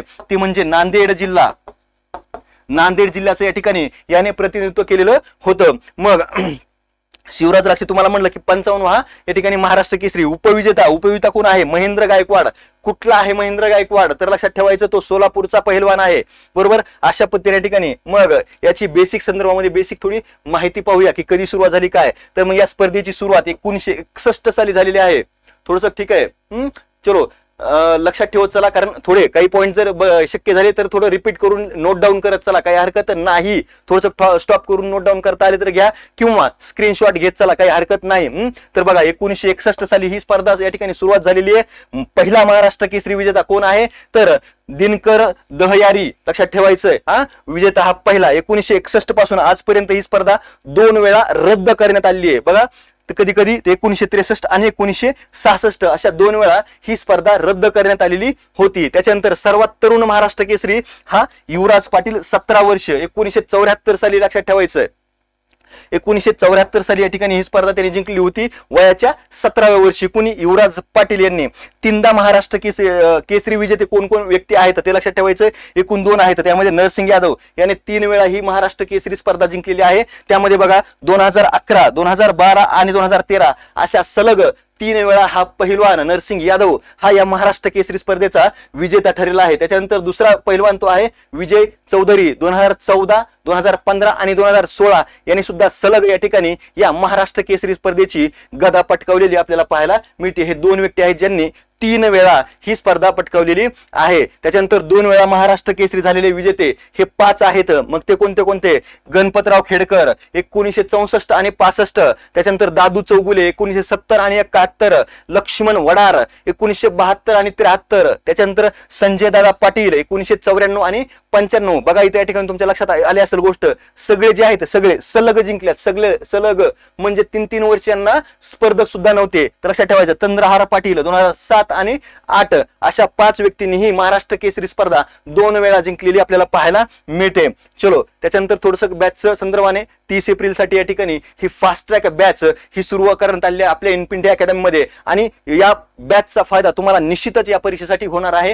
टेस्ट सिरीज सुद्धा आहे आणि टेस्ट सिरीज जे हे बॅच जॉईन करतील त्या बॅच जॉईन करणाऱ्यांना या ठिकाणी ही टेस्ट सिरीज मोफत स्वरूपामध्ये उपलब्ध असणार आहे. लक्षात ठेवायचंय. आणि मग जर 1 फेब्रुवारी पासून जरी सुरू झालेली असली तरी रेकॉर्डेड स्वरूपामध्ये लेक्चर उपलब्ध आहेत. ऑनलाईन आणि ऑफलाईन अशा दोन्ही स्वरूपामध्ये ही तुम्हाला बॅच उपलब्ध असणार आहे. चलो आणि मग ज्यांना जॉईन करायचे असेल त्यांनी काय करायचंय, थोडंसं बाजूला जातो, स्क्रीनशॉट काढून घ्या, नंबरवरती इन्क्वायरी करायला फोन करू शकता. आणि ऑफलाईन जर जॉईन करायचं असेल तर या पत्त्यावरती कुठं मानकरवाडा मोदी गणपती जवळ नारायणपेठ पुणे या ठिकाणी तुम्ही ती जॉईन करू शकता. वेळ गेलेली नाही. 75 दिवसाचं नियोजन या ठिकाणी करण्यात आलेलं आहे आणि याच्यामध्ये तुम्हाला एक वेळ 10 दिवसाची रिव्हिजन सुद्धा उपलब्ध होणार आहे. म्हणून निश्चितच तुम्हाला येणाऱ्या परीक्षेमध्ये यशाच्या अंतिम यशापर्यंत घेऊन जाण्याचं काम ही बॅच करणार आहे. फास्ट ट्रॅक बॅच लक्षात ठेवत चला. चलो घेऊन टाका. त्याच्यानंतर गंगाविलास एमव्ही गंगाविलास हे या ठिकाणी काय आहे बघा. एमव्ही गंगाविलास ही या ठिकाणी एक क्रूज म्हणजे आपण बोट म्हणू तिला, ती बोट या ठिकाणी नदी पात्रामध्ये चालवली जाणारी एक बोट आहे. ती अलीकडच्या कालखंडामध्ये मोठ्या प्रमाणामध्ये चर्चेचा विषय होती. कारण का तर ही नदी पात्रामध्ये चालवली जाणारी जगातली सगळ्यात मोठी बोट आहे, ते लक्षात ठेवायचं. आणि मग ही या ठिकाणी काय केलंय तर ही आता प्रवासाला हिच्या सुरुवात झाली. ही मोठा एक प्रवास सुरू करणार आहे. मग ती कोणत्या कोणत्या या ठिकाणी भागातून प्रवास करणार आहे, नदी पात्रामधून कोणत्या, एकूण 27 नद्या आहेत भारतातल्या, त्या 27 नद्यांच्या माध्यमातून ही जर बघितलं तर या ठिकाणी कुठून वाराणसी पासून ते कुठं आसाम पर्यंत दिब्रुगड या ठिकाणी जाणार आहे. मग 2 देशामधून आणि भारतातील 5 राज्यामधून ही प्रवास करणार आहे. तर बघा हिचं म्हणजे उद्घाटन म्हणजे ही प्रवासाला कधी सुरुवात केली तर 13 जानेवारी 2023 रोजी पंतप्रधान नरेंद्र मोदी यांनी काय केलं तर हिरवी झेंडी दाखवून हिच्या प्रवासाला सुरुवात केलेली आहे, उद्घाटन केलेलं आहे. मग या बोटीची वैशिष्ट्य काय आहे तर बघा या प्रवासाची आणि बोटीची वैशिष्ट्य लक्षात घ्या. बोटीचा प्रवास तुम्हाला सांगितलं की वाराणसी बरोबर उत्तर प्रदेश पासून ते आसाम मधील दिब्रुगड इथपर्यंत हा प्रवास असणार आहे. मग हिच्या प्रवासामध्ये तुम्हाला सांगितल्याप्रमाणे एकूण किती जवळपास 27 नद्या असणार आहेत.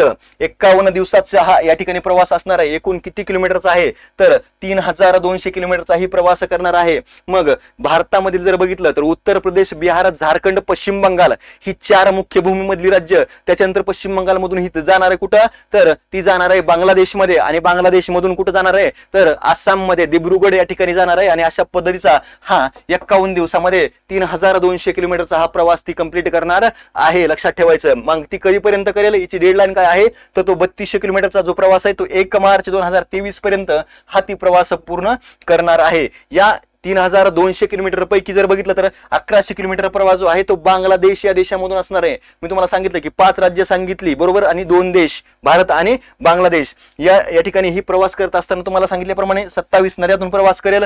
त्याचबरोबर या बोटीचे स्वरूप काय आहे बरोबर, हिची वैशिष्ट्य काय आहे तर बघा 62 मीटर लांब ही या ठिकाणी बोट आहे, 12 मीटर रुंद ती या ठिकाणी ही बोट या ठिकाणी 3 मजली स्वरूपाची आहे बरोबर. 3 मजल्यांची या ठिकाणी ही बोट आहे, 12 मीटर रुंद आणि 62 मीटर लांब असणार आहे ही बोट आहे. एवढी मोठी ही महाकाय बोट आपल्याला पाहायला मिळते बरोबर. या बोटीत 18 आलिशान खोल्या असून 36 प्रवाशांच्या ही क्षमता असणार आहे. म्हणजे प्रत्येक खोलीमध्ये या ठिकाणी 2 व्यक्ती बरोबर. तर या पद्धतीने या ठिकाणी ही बोट असणार आहे. चलो पुढे.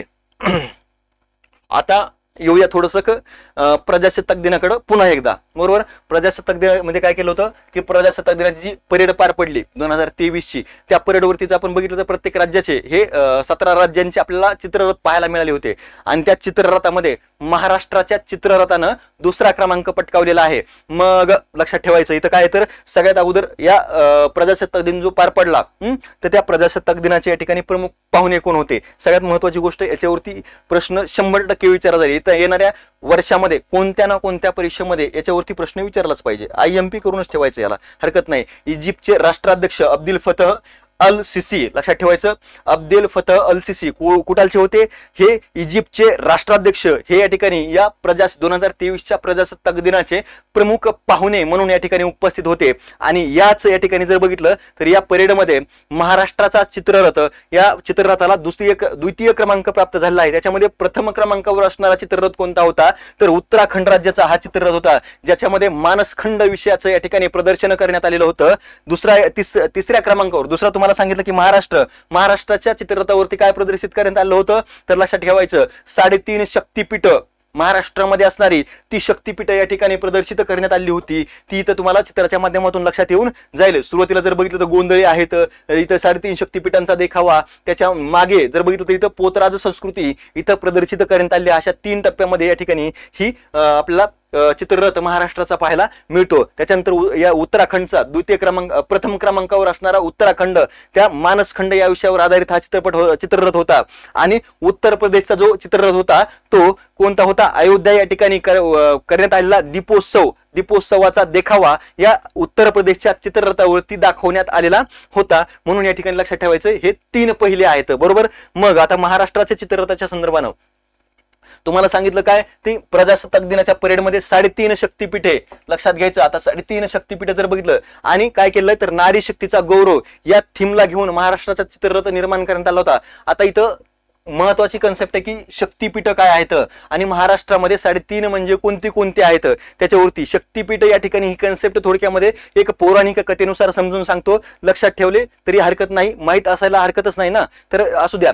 तर शक्तीपीठ ही कन्सेप्ट काय आहे तर भगवान शंकराच्या पहिल्या पत्नी माता सती यांचं जेव्हा निधन झाल्यानंतर त्यांच्या विरहामध्ये भगवान शंकर त्यांच्या मृतदेह हा घेऊन हिंडत होते, ते त्याच्यामध्येच गुंतले होते. मग त्यावेळी काय केलं तर या सृष्टीवरती या ठिकाणी सृष्टीचे संचालक म्हटलं जातं त्यांना, मग त्यांना याच्यामधून बाहेर काढणं गरजेचं आहे. म्हणून भगवान विष्णूने काय केलं तर स्वतःच्या सुदर्शन चक्राच्या माध्यमातून या माता सतीच्या देहाचे 51 तुकडे केले आणि ते पृथ्वीवरती या ठिकाणी पडले. आणि भारतामध्ये ज्या 51 ठिकाणी जी माता सतीच्या शरीराचे जे तुकडे पडले त्या ठिकाणी ही शक्तीपीठ निर्माण झाली आहेत. आणि मग त्यापैकीचे एक अर्धा तुकडा म्हणून आपण तो महाराष्ट्रामध्ये, आणि 3.5 तुकडे हे महाराष्ट्रामध्ये पडले आणि ती 3.5 शक्तीपीठ महाराष्ट्रामध्ये निर्माण झालेली आपल्याला पाहायला मिळतात. मग ती 3.5 शक्तीपीठ महाराष्ट्रामधली कोणती आहेत लक्षात घ्यायचं. त्यामध्ये एक जर बघितलं तर उस्मानाबाद, आपण धाराशिव म्हणू, धाराशिव जिल्ह्यामध्ये असणारं तुळजाभवानी मातेचं, लक्षात ठेवा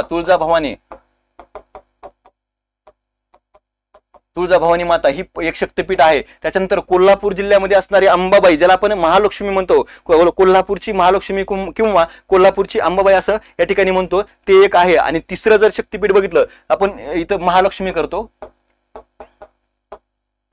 महालक्ष्मी हे कोल्हापूरचं आहे. आणि तिसरं शक्तीपीठ कोणतं आहे, पूर्ण शक्तीपीठ 3 आणि अर्धपीठ एका ठिकाणी मानलं जातं, तर ते लक्षात ठेवायचं. तुळजाभवानी, महालक्ष्मी आणि तिसरं जे शक्तीपीठ आहे माहूर या ठिकाणी नांदेड जिल्ह्यामध्ये असणारं माहूर, रेणुका माता हे या ठिकाणी हे 3 शक्तीपीठ. आणि अर्धपीठ कोणतं मानलं जातं, नाशिक जिल्ह्यामध्ये असणारं ते म्हणजे सप्तशृंगी. हे जे 3 पीठ आहे, हे जे 4 आहेत त्यांना मिळून 3.5 शक्तीपीठ मानलं जातं. त्यापैकी तुळजाभवानी, महालक्ष्मी आणि रेणुका माता हे 3 पूर्ण पीठ आणि हे सप्तशृंगी मातेचं अर्धपीठ असं मानलं जातं. हे 3.5 शक्तीपीठ आपल्याला तुम्हाला पाहायला मिळतील, बरोबर. आणि या 3.5 शक्तीपीठांचा देखावा महाराष्ट्राच्या चित्ररथावरती करण्यात आलेला होता, ते लक्षात ठेवायचं आहे, बरोबर. तर चलो त्याच्यानंतर तुम्हाला सांगितलं की 3.5 शक्तिपीठांची महती. आणखीन एक वैशिष्ट्यपूर्ण माहिती लक्षात घ्यायचं की या वर्षी जो चित्ररथ दर्शवला गेला त्या चित्ररथाच्या वेळी काय केलं होतं, 3.5 शक्तिपीठांची महती दर्शवणारं एक गीत या ठिकाणी गायलं जात होतं. आणि त्या गीताच्या संदर्भाने प्रश्न विचारला जाऊ शकतो की त्या गीताचं लेखन कोणी केलं आणि ते गीत गायलं कोणी. तर लक्षात घ्यायचं हे गीताची या ठिकाणी रचना ही प्राची गडकरी यांनी केलेली होती आणि याला संगीत देण्याचं काम संगीतकार कौशल इनामदार यांनी केलं होतं. हे 2 पॉइंट अत्यंत महत्वाचे आहेत, त्याच्यावरती प्रश्न विचारला जाऊ शकतो. याला IMP करून ठेवायचं आहे. प्रश्न या ठिकाणी विचारला जाईल म्हणजे जाईलच अशा पद्धतीने या ठिकाणी. आणि भारतामधलं पहिलं शक्तपीठ कोणतं मानलं जातं जर तुम्हाला माहित असेल तर कमेंट बॉक्समध्ये या ठिकाणी इथं तुम्हाला सांगायचं आहे. भारतामधलं पहिलं शक्तिपीठ, प्रथम शक्तिपीठाचा दर्जा कोणत्या शक्तिपीठाला दिला जातो. अलीकडच्या कालखंडामध्ये मोठ्या प्रमाणामध्ये चर्चेचा विषय असणारं ठिकाण होतं ते, तर ते सांगायचं आहे. तुम्ही सांगा बरं कोणत्या चर्चेचा विषय तुम्हाला सगळ्यालाच माहित आहे, पण तो आता आठवेल की नाही सांगता येणार नाही, तर सांगून टाकतो. लक्षात ठेवायचं आसाममध्ये कोणत्या गुवाहाटी या ठिकाणी असणार कोणती माता आहे सांगा बरं कमेंट बॉक्समध्ये. कामाख्या माता, बरोबर. कामाख्या माताचं जे मंदिर आहे भारतातलं पहिलं शक्तिपीठ, बरोबर. ते लक्षात ठेवायचं. तर ते काय झाडी काय डोंगर काय हॉटेल हे जे गाजलं होतं ते आसामच्या गुवाहाटीच्या संदर्भाने गाजलं होतं. आणि म्हणून त्यावेळी मुख्यमंत्री शिंदे पुन्हा नंतर सुद्धा त्या कामाख्या मात्याच्या दर्शनासाठी त्यांची टीम घेऊन गेलेले होते आणि ते भारतातलं पहिलं शक्तिपीठ म्हणून ओळखलं जातं. चालेल, ठीक आहे. मग या पद्धतीने या ठिकाणी 2023 जानेवारी 2023 या पूर्ण महिन्यामधल्या चालू घडामोडींचा या ठिकाणी आढावा या लेक्चरमध्ये आपण घेतलेला आहे. दररोज आपण डेली भेटतो. कुठं भेटतो तर सकाळी 8 वाजता न्यूजपेपर अनालिसिस सिरीज मध्ये याच युट्यूब चॅनलवरती सकाळी 8 वाजता भेटत असतो. त्या ठिकाणी सुद्धा जॉईन व्हायचं सगळ्यांनी. या ठिकाणी थांबूया. Thank you so much.